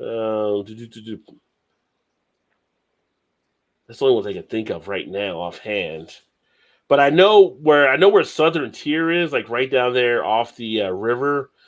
I remember we were going to go there a few years ago, and I remember there's breweries around that area. So if you go to Google Map and you pull up breweries for Pittsburgh, this is what I usually do. When I go to town, I'll put the city I'm going to, and I'll hit breweries for that area, and it'll pop up with all different breweries, and I just save them to my list for places to try to check out. See if oh, you're right. Yeah, Brewdog Outpost Pittsburgh. I'm searching on Untappd now. So Brewdog Outpost Pittsburgh comes up. Yeah, they do have a Hofbräu House also. Yeah, that general manager just got suspended for some of the stuff. Yeah, I saw that. Let's see. There is Allegheny City. I have heard about Allegheny City. That's there as well. That's in Pittsburgh. Cheesy Brewing Company at the Yard, Pittsburgh. Don't know what that is. But they've actually got a thing, depending on how long you're there, they've got city brew tours Pittsburgh. Those can actually be pretty fun, where they'll actually go to like 4 breweries. You just get on like a little bus or whatever, and you go around and get to sample different things. That might be something cool to check out. Iron City Brewing's there. I mean, Iron City's not going to be probably top versus some of the craft ones, but just the history of Iron City Brewing would be kind of cool to check out that brewery. Right, yeah.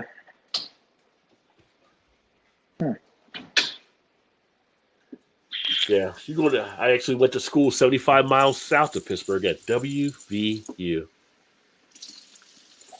A 2-2 team that should be 4-0 right now, but that's a whole different topic. It's tough being a Mountaineer. Trust me, I know. Well, at least you got championships in basketball. Well, So, yeah. Not for a long time, though. We don't even have that, and we had the guy that's the NBA logo. We don't got a championship in basketball. So yeah, we do have those, but none in recent memory. This is hello to Perfectly's dad. I think Jesus was the creation of VPN's son. Yeah. Yeah. Oh, Jason. So yeah, Jason. I know Jason was the one that was up there. But yeah, Michael Myers has been all over the other place and stuff, and like, it's just funny, like just the horror movies, like the creativity is like you just let everything you couldn't possibly believe let it go out the window. Although I do want to see the Spiral movie. I haven't watched that yet. I almost watched it when we came back from New Jersey. It was on the plane as one of the movies we could actually watch, but then I was like, to watch this in the front seat of like the airplane, because it is rated R, it can be all gory. Like people would probably be freaking out next to me if I turn this on. But I do want to watch Spiral. They said Chris Rock was really good in it too, so yeah. Coors Banquet and the Kush. Hey, that can work. Coors Banquet endorsed by Smokey and the Bandit. That's the beer that Bandit was running with the Iceman. That's Coors, right, yeah. Coors Gold. He was on the run. Well, thanks, brother. Appreciate that. You doing your thing too. Everybody's doing their thing. I just here to have fun. Let me see. When would be in my next brewery live stream? Haven't decided as of yet. That was pretty fun hooking up with Jay. This guy's thoughts. If you guys haven't checked out this guy's thoughts, make sure you do. He's about to hit that magical 1,000 now, but he's at like 996, I think, for subs. But we got a chance to meet. We known each other for about 3 or 4 years, like he said on the camera, and finally got a chance to sit down and have some beers and stuff. I don't know when the next one will be. I need to get out and do it more, but it's just like by the time the weekend hits, I'm almost like I like just lounging here. I've got enough beer here to be my own brewery, so it's like do I get in a car and go drive somewhere and do something like that. But I'll try to get out and do some more of those. I have fun doing them. And I have a few places here that invited me to actually come out there. Even down where Todd is at, a few places down where Todd's at to come out too as well. So I just need to get out and do more of that. Yeah. I still need to come get down this way. Check some of it out. Coors Bank will finally coming to Scotland, so I'll try. Oh, wow. Not in Scotland already. Huh. I thought the mackerel would get over there. Do you have a Coors Light, though? A beer I enjoy a lot. That was like drinking water, right? Nice and refreshing. Yeah. Head to the mountains. Yeah. And it's blue. When it's cold, it tells you it's blue. That's right. It tells you, yeah. Yep. Mosaic is my favorite hop. See, Big Daddy has a favorite hop. Like, I don't have really a favorite hop. I like hops that I enjoy. I just haven't gotten that deep into it, I guess, on the hop part of it. Let me see. What happened to Hopper House? Brewdog on Interior Perfect. Yeah, I mean, I'm not going to spend much into it, but basically the general manager was making basically racist overtones to when they were doing the fest there for Barrel and Flow a couple weeks ago, and they investigated into it and caught the acts that he was kind of like trying to call the police on people or being basically an ass out. I mean, there's a lot of stuff on the internet about it, and Hoffer House has now suspended him, and they just brought him in last year, and now they're kind of like going through stuff there. But if you look at their Facebook page or their Yelp or whatever, you'll probably see different comments from people that are out there. And if you look on the internet, you'll see a lot of stories about it probably now too. But you just Google, Hoffer House, Pittsburgh races or something. It wasn't as bad as Founders from what I know, but it wasn't good either. It might have been like a little less than Founders stuff, a little less, but still, yeah. So it is what it is. We got a Hoffer House here in Cincinnati, which is pretty fun to go to, though. And if you do make it to Southern Tier, get anything you can Nitro. Nitros are good at Southern Tier for sure. Yeah. Wayne said, "Hey, it's Rod and hashtag one curtain Todd. Cheers." Who was that? Was waiting for Wayne to show up. Oh, Wayne Ash's there.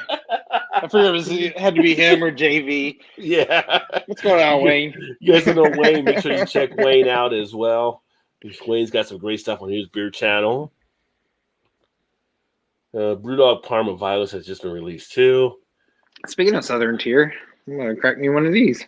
Oh, you're going on the pumpkin wagon tonight. They got the pumpkin out. Man, 2 out of 3. I had this one last week. I was gonna get one out when he was drinking pumpkins, and I never got to it. So I don't feel like going down. I don't feel like going downstairs to get another one, so I'll just drink this one. 2 out of 3 means pumpkins winning at your house tonight. You're right. True. Very true. Hey, Wayne. Wayne, cheers. It would be nice to see Iron City. Yeah, the Iron City stuff would be kind of cool. Just to, like I said, it's got a good history in Pittsburgh, and people know it. You can get like some photos or do like a video there if you wanted to with you and Chu. And, you know, a lot of people recognize that from Iron City. So it is a cool spot to kind of just probably hit. This one says Best by 8323, which that doesn't seem like a high enough ABV to keep that long. What is it, like 8%? But it's over 8, I guess, so it should be fine. Yeah, it's 8.6. Yeah, 8's usually kind of your rule of thumb to go for Right, years. right. So yeah. Those pumpkin I can stay for a while. I'm more of a Warlock kind of guy, but pumpkin's right behind it for me. So I almost picked up a Warlock today, but they didn't sell singles, so I couldn't. I was like, I'm not gonna buy a 4-pack. But I would have taken one. But it would have been good. A 4-pack would be good. You gotta drink them all now. You gotta drink them all now. That's true. That's true. Vanessa, my dad says hi back. We got Rick in the house. What is going on, Rick? Cheers, my friend. Rick down there in Texas now. And we were talking about Texas earlier. You guys just got Yingling this month or at the end of last month. And next week, the Hershey's Chocolate Porter will be back out. So you guys might get that down in Texas. Nice little chocolate porter. It is light, 4.7 ABV. I would say a little bit thin, but taste on the profile, flavor, nice. Yeah, flavor is solid on it. So keep an eye out for that one. Rick, cheers. Rajay, me and Daisy are filming a review and just give a shout out to you and Vanessa. Oh, appreciate that. Thank you. Again, y'all check out Brian, check out Dave. At some point, we need to do a collab or something, Brian, so we can have some fun talking about some beers and stuff too. I'm always up to do that. Mallory, the same thing, and perfectly. Wayne, same thing. Everybody here. I need to have a round table on the channel at some point. That's another thing I need to look at. Yeah, there you go. Get everybody that chimes in. Yeah. To join. How about Leprechaun in space instead of Jason? Did Leprechaun go to space? That Leprechaun movie back in the day was kind of a freaky horror movie. Yeah. That little man running around. Oh, little man. He was definitely doing coke. Wait, he had too much energy. That was a perfect 80s horror movie. You high or something? Can't watch horror movies anymore. It does not play well with insomnia. Oh, yeah. It's funny. For some of you that know, like I do gaming as well, so I have a gaming channel that I do stuff on. I was on one of the groups on Facebook and we were talking about the game Outcast. And I don't know if you ever seen this if you're a gamer, but that is probably the scariest horror game I've ever seen on PlayStation. Like, it's really kind of freaky. Like, which one? It's called Outcast. I think it's Outcast. Outcast or Out? Oh, yeah. Yes. Out something. I know what you're talking about because it was free on PlayStation. Yeah. And it was several free. Months ago. You had to pay to get the shit scared out of you even. Outcast. Now that one is freaky. Yeah. So basically what the game is, you wake up in like this weird type area. No, it's not Outcast. It's Out something else. I forget the name of it. But I feel like Outcast is right though. What's it? Outlast, maybe. Outlast? I was thinking that too, but I'm thinking Outcast sounds more right. Maybe it is Outlast. Now I'm trying to find a damn thing.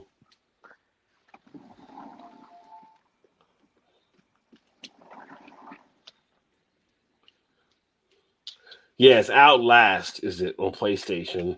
They got like Outlast. they got Okay. like 3 different ones now, and with Outlast, you're pretty much you wake up or whatever, you're in this kind of building or whatever, you're trying to survive and you're trying to get out of this building, but it's like Texas Chainsaw Massacre people are there. If they find you, they're gonna try to kill you or whatever. And it like hits the senses crazy. And if you actually play it in the dark with like headphones on, Yeah. because you become immersed in the game, it gets really freaky. Like seriously, playing that game, I would find myself looking over my shoulder a few times, feeling like somebody was there in the room with me. It's almost like, is this gonna be like a Ring type thing? Like if this person comes out of the TV, I'm so screwed right now. Like, The only other but game I can remember that was kind of along those lines, but that one I could exceeds feel my this heart. one. I could feel my heart racing playing that game. Like you would feel your heart pumping, and I know other people that had to stop because it just freaks you out so much. Yeah. What was the game? I think it was on the PS3, I believe.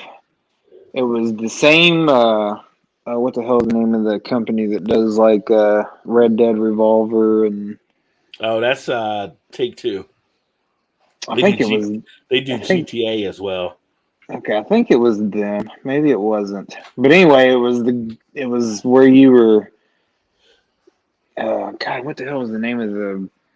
Basically, like you had a. If you were wearing headphones, it'd be like a movie director was kind of like in charge of the thing, and he Yeah, would talk to you, but you had to kind of be like in the shadows and stuff of all these like guys running around there like just kill you. I mean they just kill people. It was like a almost like gang type. I forget the name of the damn. well, that sounds kind of freaky too. Yeah, It was pretty freaking good, but like if you made any sound, made any movements or whatever, if you weren't like in the shadows or something, they would pick it up and like strangle you and cut your head off and shit. It was pretty crazy. But it was yeah, it was it was good. It was a fun game though. yeah, yeah. This Outlast was pretty intense. It's just like, I need to take a break. Then it's like you can't. You lay in bed Hmm. like I can't go to sleep right now. I'm stuck in your head. Well, definitely appreciate that, Rick, passing through, my friend. Hopefully you had a great Thursday, and hopefully you're doing well with the restaurant stuff. If you don't know Rick's Barbecue Especially, check him out. Monday night, he does like a thing on his channel where he talks to everybody and the viewers, kind of like we do tonight. But he does a lot of cooking, got the grill, the barbecue, all that stuff. Down in Texas representing. Make sure you guys give him a shot as well. Bad heavy rain coming, got to get inside and tarping. So, okay, well, cool, brother. Well, be safe down there, and I'll catch up with you soon. The name of Leprechaun. that the Mm-hmm. the name of that game was Manhunt. Oh, I never played it, but I remember seeing Manhunt. Yeah, That's the cover of it. yeah. That game scare you freaking shitless if you played it in the dark. But that's the fun thing when you play the horror games in the dark and you put the headset in where it like blocks out other sounds. Like I'll do that. I got a game for Alien. I'll do that with the Alien game, and it does start to freak you out some. Leprechaun, Jason, Freddy, and Michael in space. Would that be a party? Just throwing Chucky as well. Which they got a new Child's Play series that's about to start too. I saw that. So Oh, they do? yeah, Jeez. I think it's on Sci-Fi or whatever. Slaughterfest on Star Trek. Yeah, put them all on the Enterprise. Oh wait, so it's not a movie. They're coming out with like a. It's a series. Yeah, Oh, okay. series. Yeah, Oh, that might be interesting. yeah. Right now, we're doing well. This one, I'm just kind of doing it just with us for the show here, but I'm going to try to do another stream maybe this weekend. I can try to get something put together, and if you guys are around, we can try to get something put on as well. Now having a Blue Dream Blue Raspberry Sour from Martin House Brewing Company. Cheers! Oh, that sounds pretty decent. Not many people having pumpkin beers right now. Now Southern Tier needs to do a peanut butter beer, best dessert beers. I don't know if Southern Tier's ever done a peanut butter. They do have the best dessert beers. They have like the cherry cordial and some of their different things that are really tasty. I don't think they have, but yeah, Big Daddy, that would be a good one for sure. I'm kind of surprised they haven't really. That's I'm gonna the look it up case. and see. Southern Tier.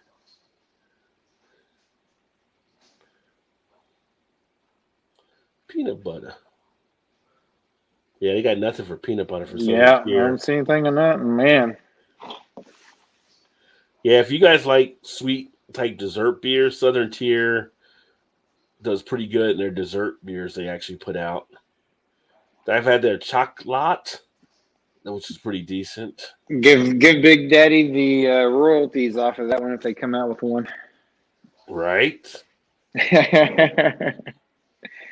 You heard it here first. Like, we heard it here first. Send him a check. Send my homeboy a check. He came up with that.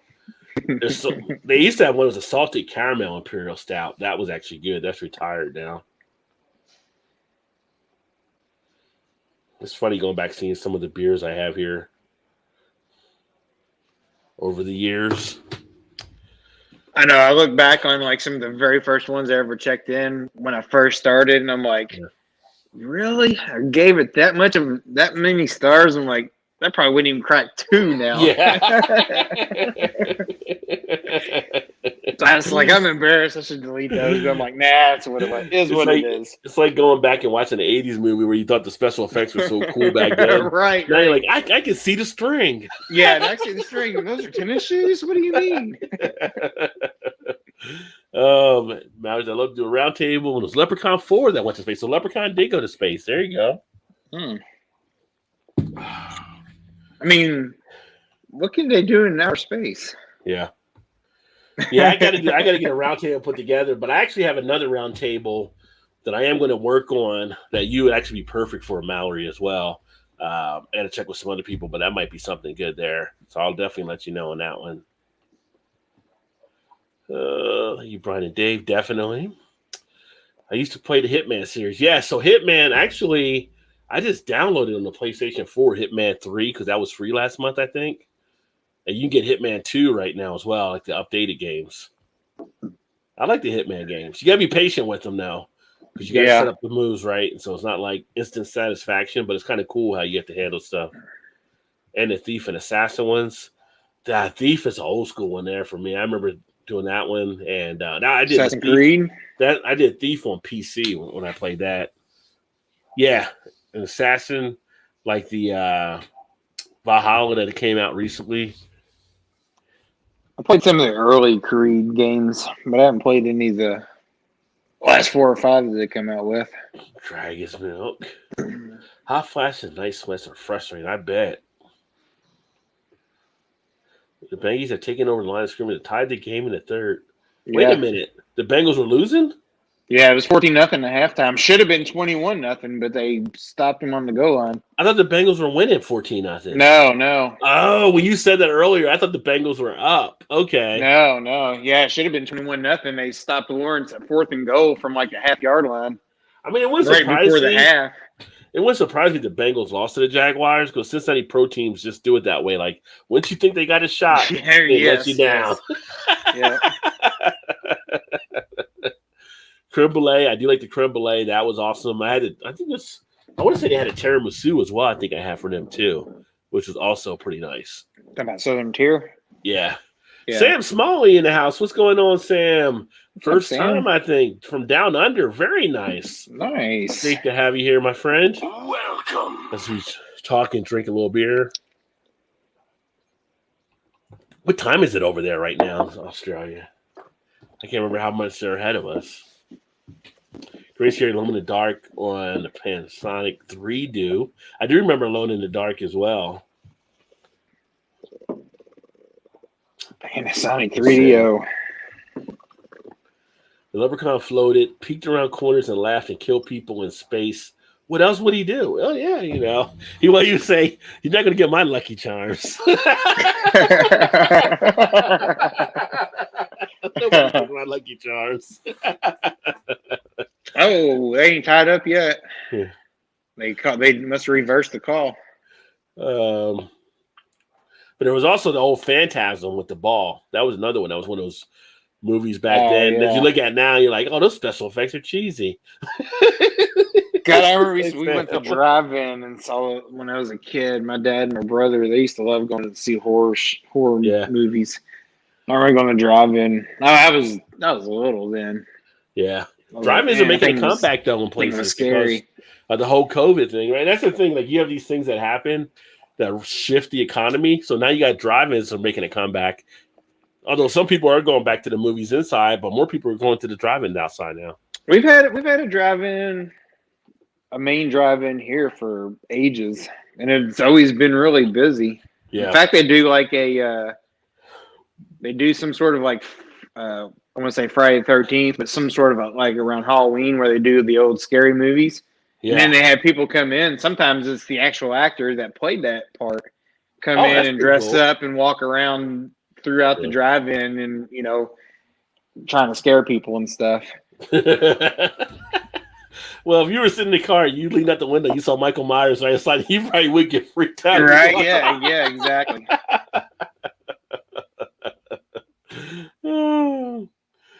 Let's see. Chew says Dragon's Milk is the best beer of all time. I thought Chew was a Red Dog man.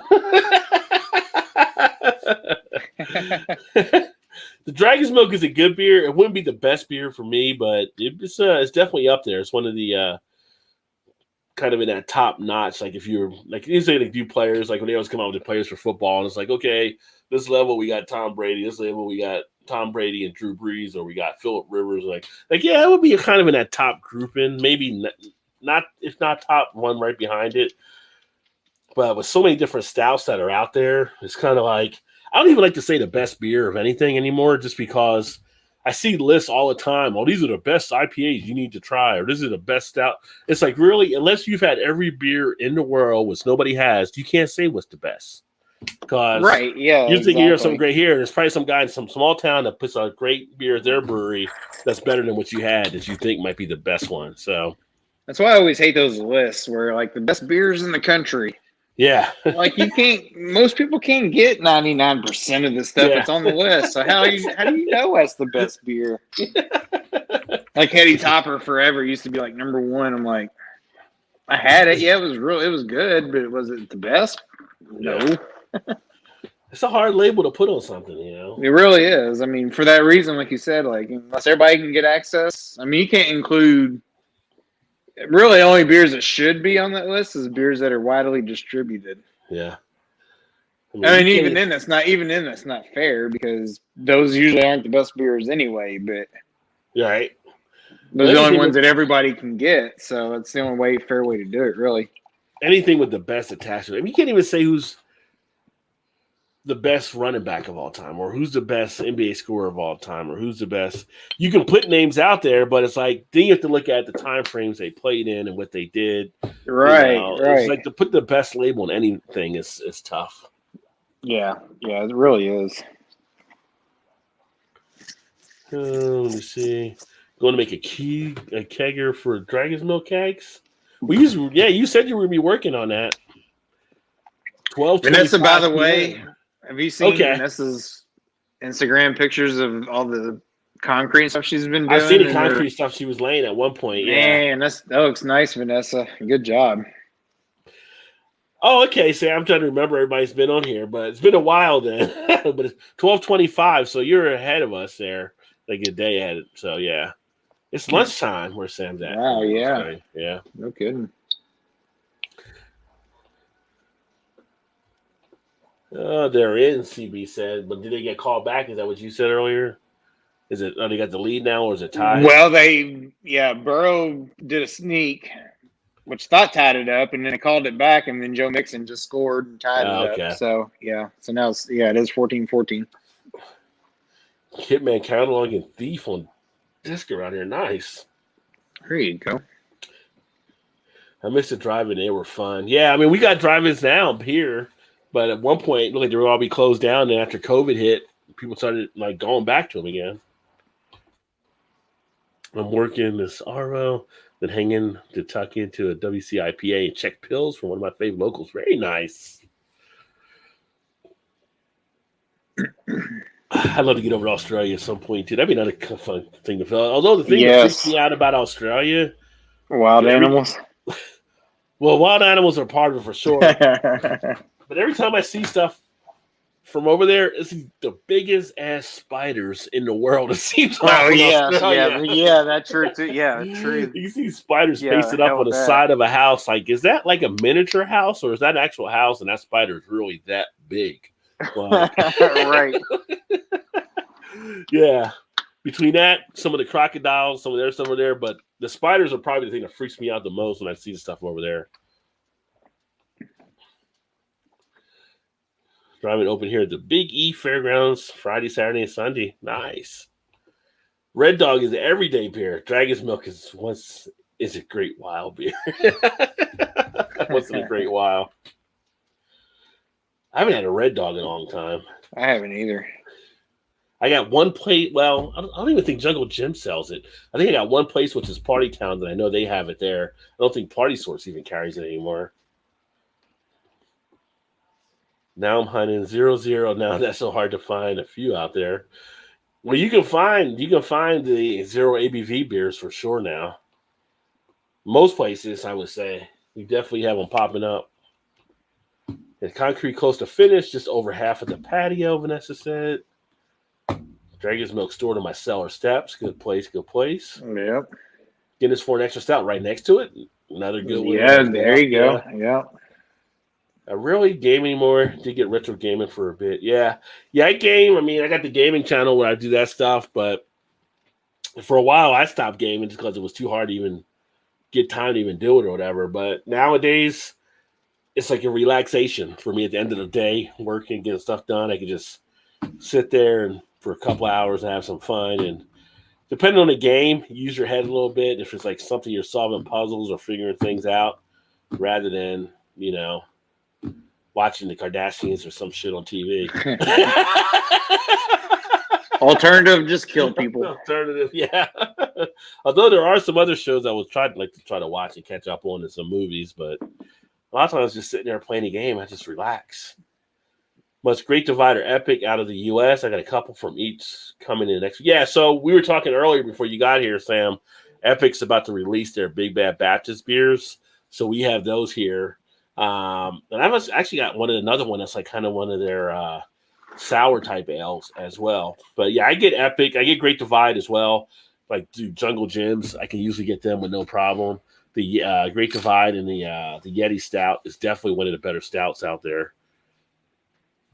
You usually get stuff, don't you, down there where you're at, Todd? Epic, I know you don't as much, but Great Divide, you get a Total Wine or something. We did. I don't know. I'm not sure that we do much anymore, to be honest. Trying to think if, let's see. Used to get all the Yeti stuff for sure. Yeah. But I don't know that we see it that much anymore. Nope. To be honest, I can't say I've really looked for their stuff, so I can't say, but you know how that kind of is. You just kind of glance over things and don't pay any attention to some of those. Well, you may not get it. You may not get as much because, like I said, for me, I usually see it at Jungle Gyms. So I don't know. I'm gonna have to say, we used to get all their Yeti beers and stuff all the time. I mean, we used to get a lot of the Great Divide stuff, which is really, I think they used to be really good. Yeah. But I'm gonna have to look the next time I go. I don't know that we get it anymore. And that might be why I haven't seen it, so I haven't really thought about it. Mallory. Yeah, it's been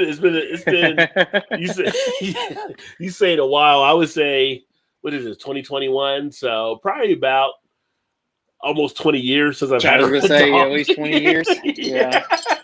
Definitely been a while. That's why I might do it, just to have a flashback to see what it tastes like nowadays. Yeah. The only problem is my one store sells is like a 12-pack. So if I get one, I have to find 11 other people to go in on me with it. So it's like, I don't want Red Dog, Lifehouse. Yeah. They even make that anymore? Yeah. I mean, I'll get a 6-pack of Mickey's before I get a 6-pack of Red Dog. So yeah. Oh, the bangers from the Veil. I would love to get some beer from the Veil. I've always heard so much good things about them. So I know you're going to enjoy them. You're going to enjoy all the beers, too, with the ones you got there, I'm sure. Because Sam said, yeah, it's Baptist and Yeti are two that he's getting. So, no, nice. You're going to like those. Yeah, we did a rundown earlier on the ones they're coming out with for the variants this year, and they all sound pretty tasty. So I'll be looking to add to the collection. Yeah, the last time I was actually physically able to buy a Baptist myself was when we were in North Carolina. They had it just sitting on the shelf. I was like, "Hey, yes, I'm gonna take them." Was that like in Asheville? That was when we. Yeah, well, it was before you get to Asheville. It was in Bryson City. Okay. Yeah, which was only about like 30, 40 minutes from Asheville. Because I was thinking with Asheville, the breweries they have probably like, oh, we can get this over here instead. So I gotta get there for a weekend trip. supposedly, and I don't know which way you guys go into Asheville when you went, but if you go up through like Tennessee, I guess like Clarksville, all that area, Yeah. I've got some of my reps down there talking about how much they're popping off with breweries now too. Oh. So that's like a spot to hit if you're going into Asheville from that way. So yeah, so the way we went was that way. So you go through kind of where it splits to go to like Gatlinburg or Asheville or whatever. northeast, whatever. Yeah. Mm-hmm. Yep. That's where we went. So Bryson City was only like, I don't know, 45 minutes inside of North Carolina, maybe not even that far from like the Tennessee sort of border or whatever. Yeah. And then Nashville was like another 35 minutes from there. So nice. when we went there, I don't know, I guess it's probably been 3 or 4 years, probably 4 years ago now, I guess. Went there for the weekend with my cousin, my brother, and his girlfriend at the time, but then wife and now ex-wife. Yeah. But so we all went, yeah. So I was like, yeah, let's go to Ash. We were there early, so I was like, let's just go to Asheville. And so we went to Wicked Weed and got lunch, and didn't really get to go to any breweries other than Wicked Weed. But of course, back then that was right when Anheuser bought them. Mm. So how long ago that's been? Probably 4 years, I guess now. Yeah, it's been a while. But anyway, that's a place I'd like to go. We drove kind of down the strip, whatever. It was like brewery. Like, oh man, such a rough life. Just drop me off. You guys can pick me back up on Sunday. Yeah, I'm good. So I'd have to get one beer and send 11 to Chew then. Chew loves the Red Dog. Well, he said breweries are popping up everywhere here, and he is loving it. What are you, McDonald's now? Loving it? McDonald's?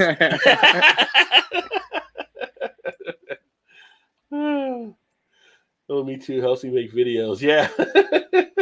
Yeah, there's like ton, popping up. We got newer ones that are still opening up here.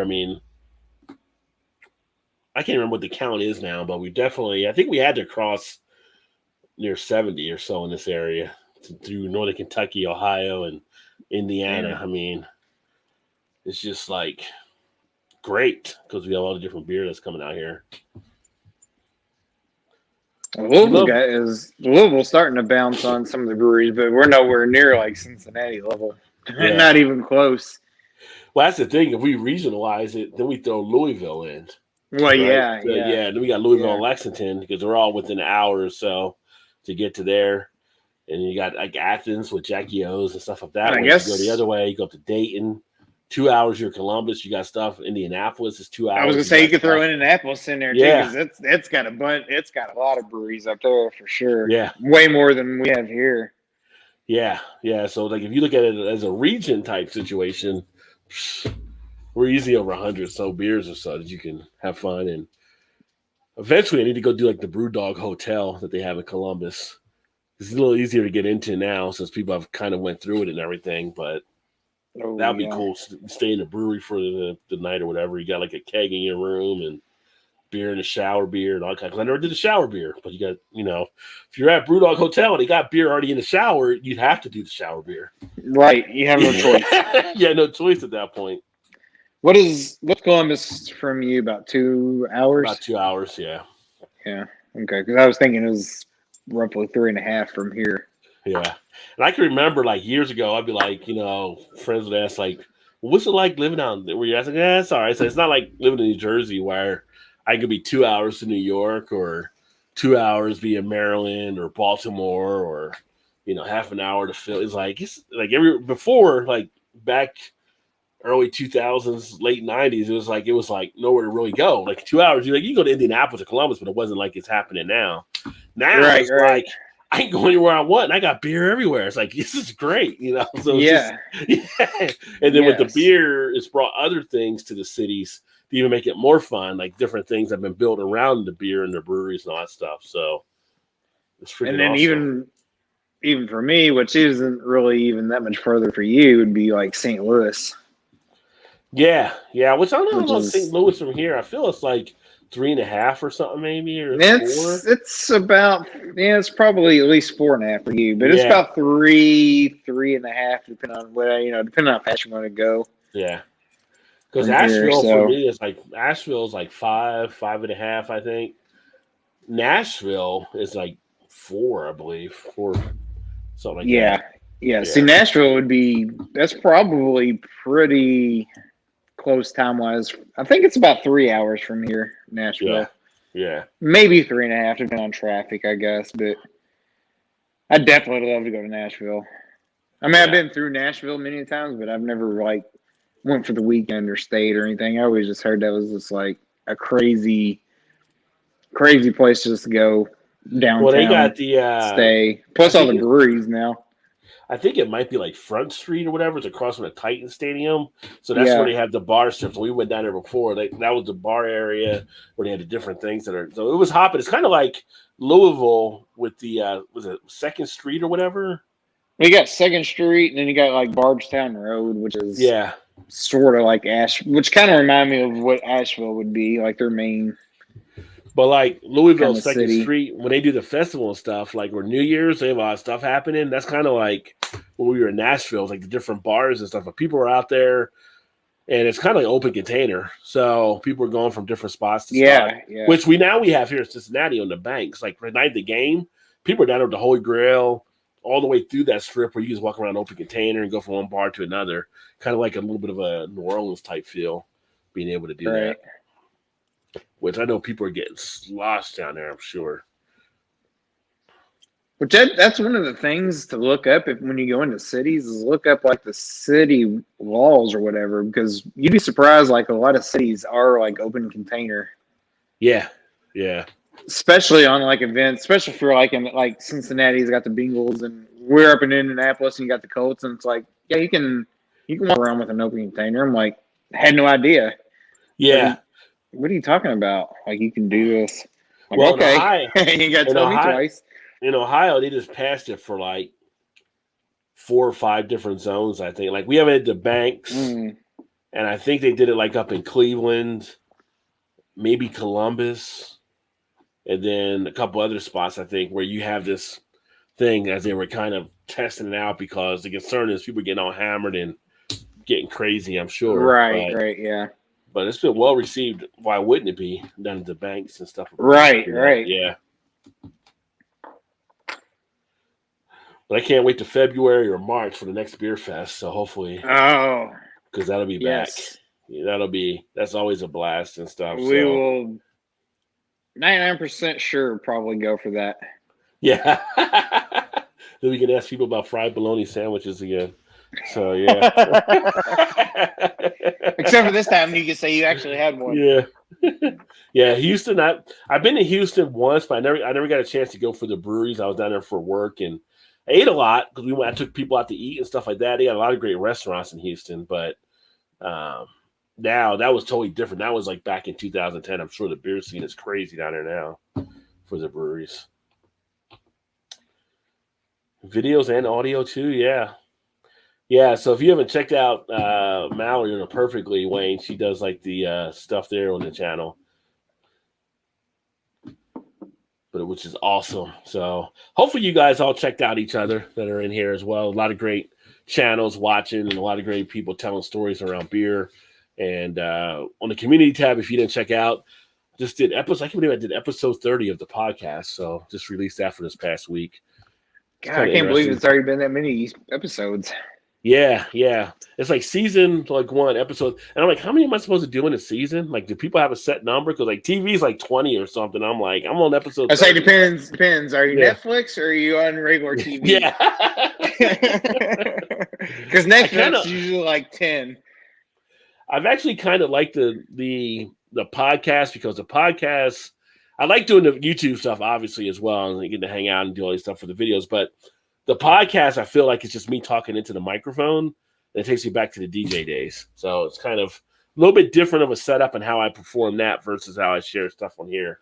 But it's fun. I like it. It's a way to tell some other stories, add some humor into it. So hopefully you guys are checking those out. You're enjoying those as well. But I think right now, I mean, unless you got anything else, I figure we'd wind it down and call it a Thursday. But thanks for everybody that tuned in here. I'll look at doing some other stuff. Like I said, I'll look at doing a roundtable maybe thing if I get some stuff set up. See who wants to maybe come on and do like a collab type thing. Maybe get like Brian and Dave and Perfectly and some of the other people, Wayne and whoever might want to do something. Maybe try to do something towards the weekend. But for Mallory, there's something different I'm doing that I think you'll actually be a great fit for as well. So I'll let you know that later on as well. Let me see here. Fried bologna sandwich with bacon. Don't forget, I've never had the bacon on fried bologna. Todd, where were you at on the bacon? You didn't mention bacon. I've never tried it, but I will because I just bought a fresh pack of bologna the other day at the store. So yes, I am going to try that. You never told me about the bacon on the bologna. Like you never told me. I've never tried it. I've never tried it. You, EB, Erie, none of you guys ever told me about that. You guys been about my bacon shaft. I mean my bologna shaft. So you never said about throwing bacon in. Thank you, Mallory. I mean, I'm gonna try that too because bacon that's got to be good, better. Right? Yes. Yeah, it should be on Stitcher, I believe. It's definitely on Spotify as well. It's on basically all the iTunes, Spotify, Amazon, Google, TuneIn. It's like basically all the podcast stations have it. I run it out of Anchor as the base location, but I put on other stuff or other things have the feed. So yeah, I know it's definitely Spotify for sure. And I believe Stitcher as well. It should be Stitcher. Now you got me thinking, is it on Stitcher? But I was familiar with them as well.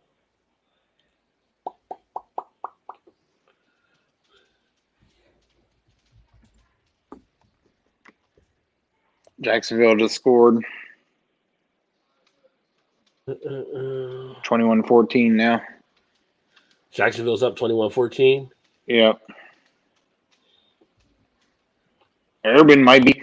Well, I saw before the game, they said Urban Meyer's never lost 4 games in a row.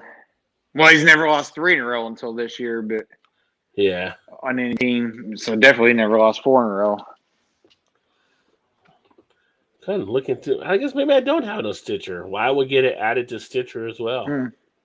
So what do you got to do that? Like to get you added on a platform? I submit like the feed for the podcast, and then they go ahead and put it up there for most of them. Oh, okay. Yeah, so like it gets approved and all that kind of stuff. Like when I did it for iTunes and all that stuff, it was just submitted in. They have to verify it and all that kind of stuff, and then it's like, bam, you're up, you're rolling.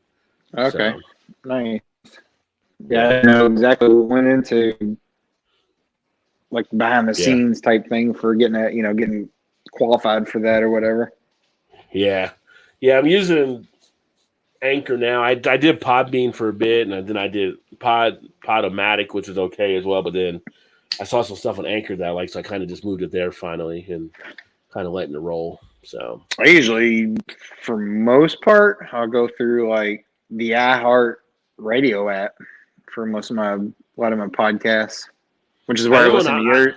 Yeah, I listen to yours on there. Yeah. Yeah, iHeart is pretty solid as well too. So there's so many podcast stations that are out there. It really is. We got a webcam, and Chu's been trying to figure out how to use it. I'm just terrified to be live on camera. You're on camera for your videos, Mallory. I edit my videos a ton because I get nervous on camera. Trust me, you do actually fine on camera, and what you're experiencing, a lot of people experience when they first go on camera. I say that'd be me. That'd be me. I mean, it's like the same thing when people go on the radio. A lot of people were the same way. Like everybody on the radio that I knew hated their voice. Like everybody hates their voice, but that's just we don't hear fully how other people hear us because we're internalized on how we hear our voice and we think it's going to sound the same when it comes out, and it's not, and it throws people off. But right. most of the people put stuff up in their own head, so you do a good job there. Like public speaking fear. Well, yes, I'm the same way, Mallory. I'd be the exact same way. Like nobody wants to listen to what I got to say. Why do I want to do any of that kind of thing? Like I can't just fill dead space with talking about anything. Here's the thing. I said the same thing when I started this channel. Nobody wants to hear me talk about beer. Like I didn't even want to do a YouTube channel. My wife was the one that pushed me into it. Well, Shannon tried to do that to me too. And then, you would do great on the YouTube channel now. You think? Especially with the cooking and the grilling and stuff. People were asking about you doing the grilling stuff. Well, that, yeah. But even talking about this, you do your little beer breakdowns on here as well. I mean, you just get up there and have fun and do it. And do it as long as you're doing what you like and you enjoy. Well, yeah. It works out well. It's kind of like I never thought about doing things like reactions. You know, EB's had great success on his channel.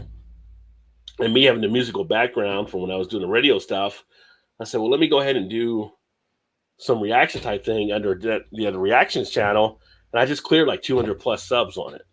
And it's kind of like, I didn't think people want to really watch someone like break down a video, how they saw it and stuff, but people seem to enjoy it.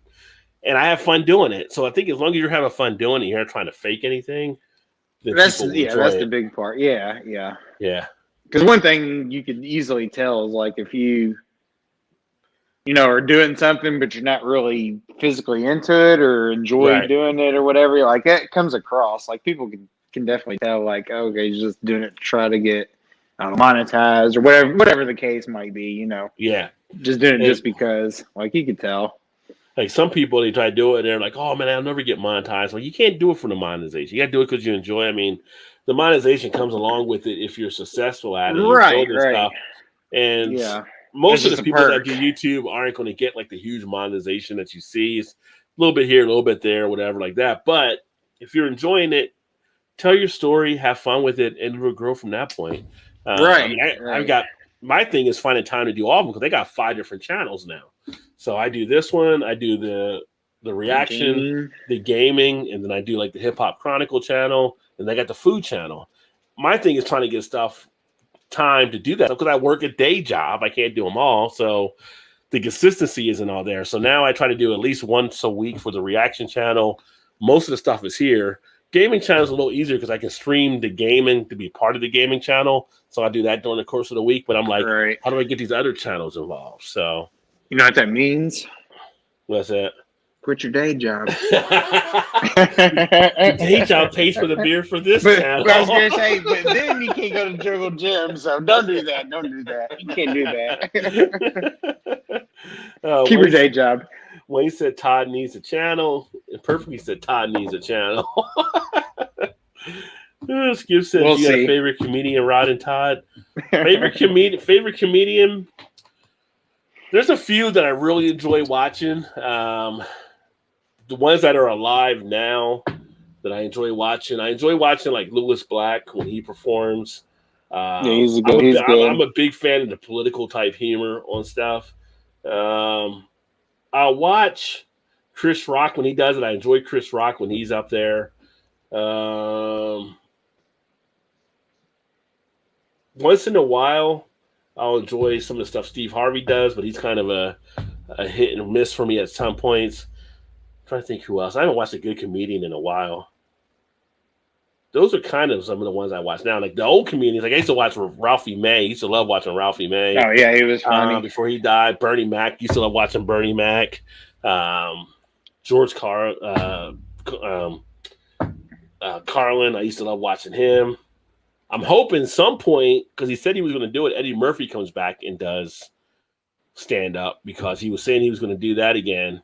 But he's always been great on stand up. Dave Chappelle is one of my favorites too. That's kind of an obvious thing, right? Yeah, Dave Chappelle, obviously one of my favorites up there doing it as also. The way that Dave Chappelle is probably the favorite that I have right now, and then probably Lewis Black would be after him, and then probably Chris Rock. Because I like the guys that walk the line of what is happening or what is fact, and then kind of making the humor around it and stuff too.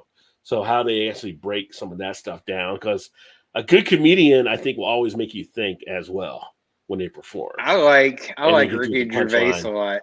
I like Ricky. Ricky's good too. I like Ricky. Yeah, he's another one now that does that. He makes fun of the things that are actually happening, and you're plays right. off Yeah, of it. yeah, exactly. Yeah, and I think that's part of what I like about him is because he's kind of like today, whatever, and kind of punches fun at things and kind of makes you think a little bit. It's like, yeah, I like him. It's like life has humorous moments, and I like the comedians that can kind of capitalize on it, but bring you something with it that you'll leave thinking about stuff as well. And that's so the Ricky Gervais definitely does that for me.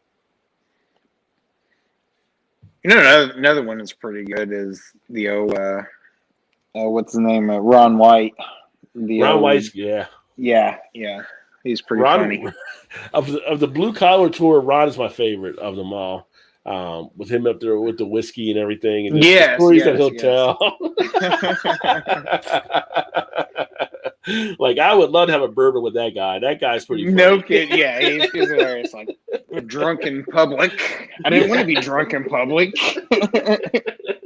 You made me drunk in public. Yeah, he's really good as well. The stuff that he performs. Yeah, that's the other thing. I got that comedy page on Facebook. I can hardly even keep up on that, and that's just for fun of it. But that's one of the more popular Facebook pages I got. So. And then, like, EB does some of the ones from the English comedians. I like watching them too. He does one. It's can't remember the guy's last name. The two Ronnies or whatever. The two Ronnies are pretty funny, and then he has the one that's Al. I can't remember his last name. Has some funny stuff that he does too. So, but it's like, again, it's that knowledge that comes through. Like, when he's doing the jokes, it's like he's actually got the knowledge behind it too. Right? Yeah. Yeah, you kind of have to think about it for a second. You're like, oh, shit, that's pretty good. Yeah. See, if Todd makes his own YouTube channel, I will quit the curtain jokes. No, Wayne, we can't do that. Like, you gotta make jokes about that now. Your channel could be Todd No Curtains. Todd No Curtains. There you go.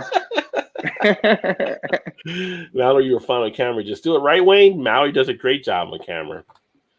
Southern Tiers have an Oktoberfest festival this weekend. Thanks for the recommendation. Oh, awesome. So I didn't even know they were still doing it because a lot of them were winding down this past weekend, but it's nice to see a few are still out there doing it. So that works out perfectly. And you enjoyed the beers from Southern Tier for sure. We have to check back in with that's this weekend she's doing that, right?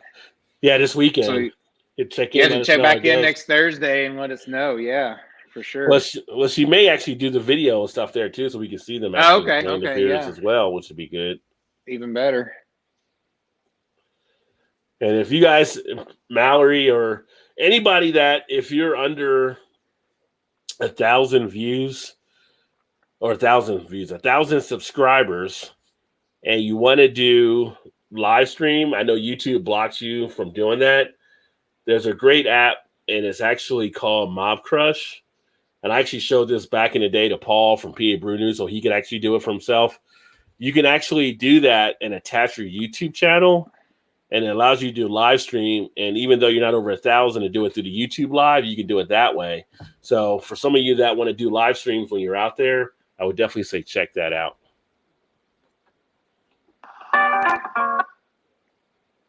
Chris Rock and Dave Chappelle. Subscribe to Mallory. There you go. That's how it's done. Eddie Lizard's amazing story. Eddie Lizard, I haven't seen Eddie Lizard perform in a while, but yeah, he's actually good too. Yeah, he is. He is good. That's a good one. I haven't seen Jimmy Carr. Me either. Thanks, Wayne. That's so nice. Yeah, you do great on the camera. This has been talking about anything to make it funny. He always makes me think too. Yeah, Dave Chappelle he's in Yellow Springs, so he's actually about an hour and a half from where I live out here. So occasionally people will go up to Yellow Springs and I'll run into him, and he's just the nicest down-to-earth guy as you would kind of imagine. That, people run into him at the coffee shop or something like that. He's like you're Dave Chappelle. It's like, hello, how are you? Blah, blah. And like they'll have a little conversation with him. He's just down to earth on stuff, which is great. But definitely let you know how it goes for sure. Let us know what you found, what you enjoyed. Definitely check out some of their stuff there. If they have that salted caramel beer, you definitely want to try that if you like sweet beers, because that one is really good. Like I said, anything nitro from them for sure. But they'll probably have they'll have maybe their pumpkin there too. So I'm more of a Warlock than a pumpkin guy. But I agree with you. They're both good pumpkin beers, but an idea for your channel, Mallory, is you could actually do a pumpkin showdown between Warlock versus Pumpkin, and I guarantee you'll probably get a lot of views there to that one as well. And save enough to where you can duvet both of them together. Oh yeah, you could do the mix at the end between them. Mix Jimmy Carr, great British comedian who was great at shutting down hecklers. Okay. I'll have to check him out. I wonder if EB, he's not here tonight. They're playing Warzone, I believe. He may have done some Jimmy Carr videos. If you want to see some comedians, the Eclectic Beard Reactions. Now he just changed his channel to the Eclectic Beard. He changed the name to that, but he actually does a lot of comedian reactions from over in the UK. So check out my homeboy Alan on that channel as well. Usually they pop in and out, but they've been deep in the Warzone lately, trying to get some more wins. So, but I think we're at 11:02. Get ready to shut it down for the night and get ready for work in the morning. Unfortunately, got that job have to go to, but always love the conversation. Keep the comments coming. Always keep the comments on the community tab. I keep trying to put stuff out there on the community tab to share some different things from beer in the beer world.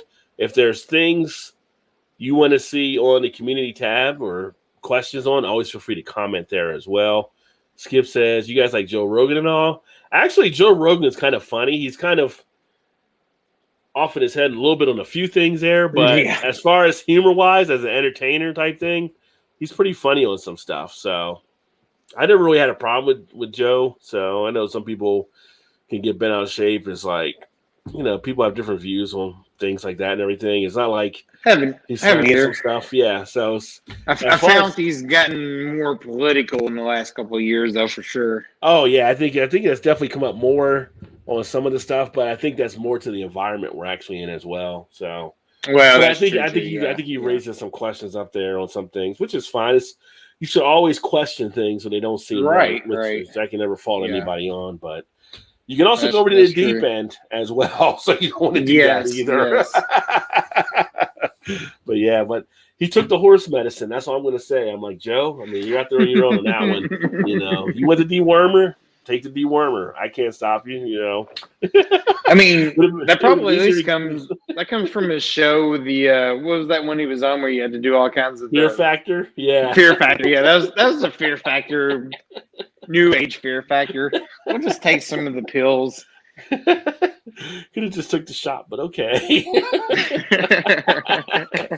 All right, Wayne. Yeah, Wayne's got to go back to the video and do some editing in the lab. Cheers, Wayne. I understand that. Cheers, homie. Catch up with you soon. Foamy has on a roll tonight. He's now having a Treo Cerveza Hecho in USA Mexican style lager. Cheers.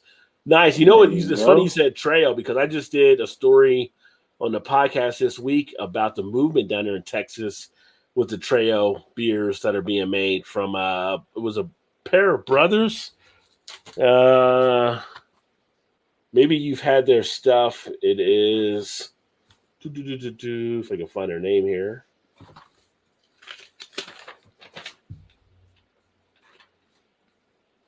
Isla State Brewing out of San Antonio, Josh and Joaquin Pena. They actually are doing a lot of Tejano type beers and stuff. So I wonder if it is one of their beers. But they're actually trying to get more Tejanos into the craft beer movement, which is pretty cool. Which Tejano, if you didn't know, which I found out this week, is actually a person born in Texas but of Mexican descent. That's a Tejano. Oh. Learn all kinds of things here on this show. Learn something new every day. We're all about education. That's right. Education. I grew up with that generation. When it was the generation where it's I can't even remember now. The brain and the egg. Terrible thing to waste. You fry the egg, right? So yeah, we're all about educated. It will be a great video. Have a great night, everyone. To you, my dad, and I say good night, and we'll let you know how Pittsburgh Southern Cheers Oktoberfest goes. Cheers, everyone. Cheers. Yeah, definitely look forward to that. Yes, for sure. And we will catch up with you guys soon. Y'all have a great night. Have a great Friday, and hopefully an excellent, great weekend. And we'll catch up with you guys soon. Cheers, everybody.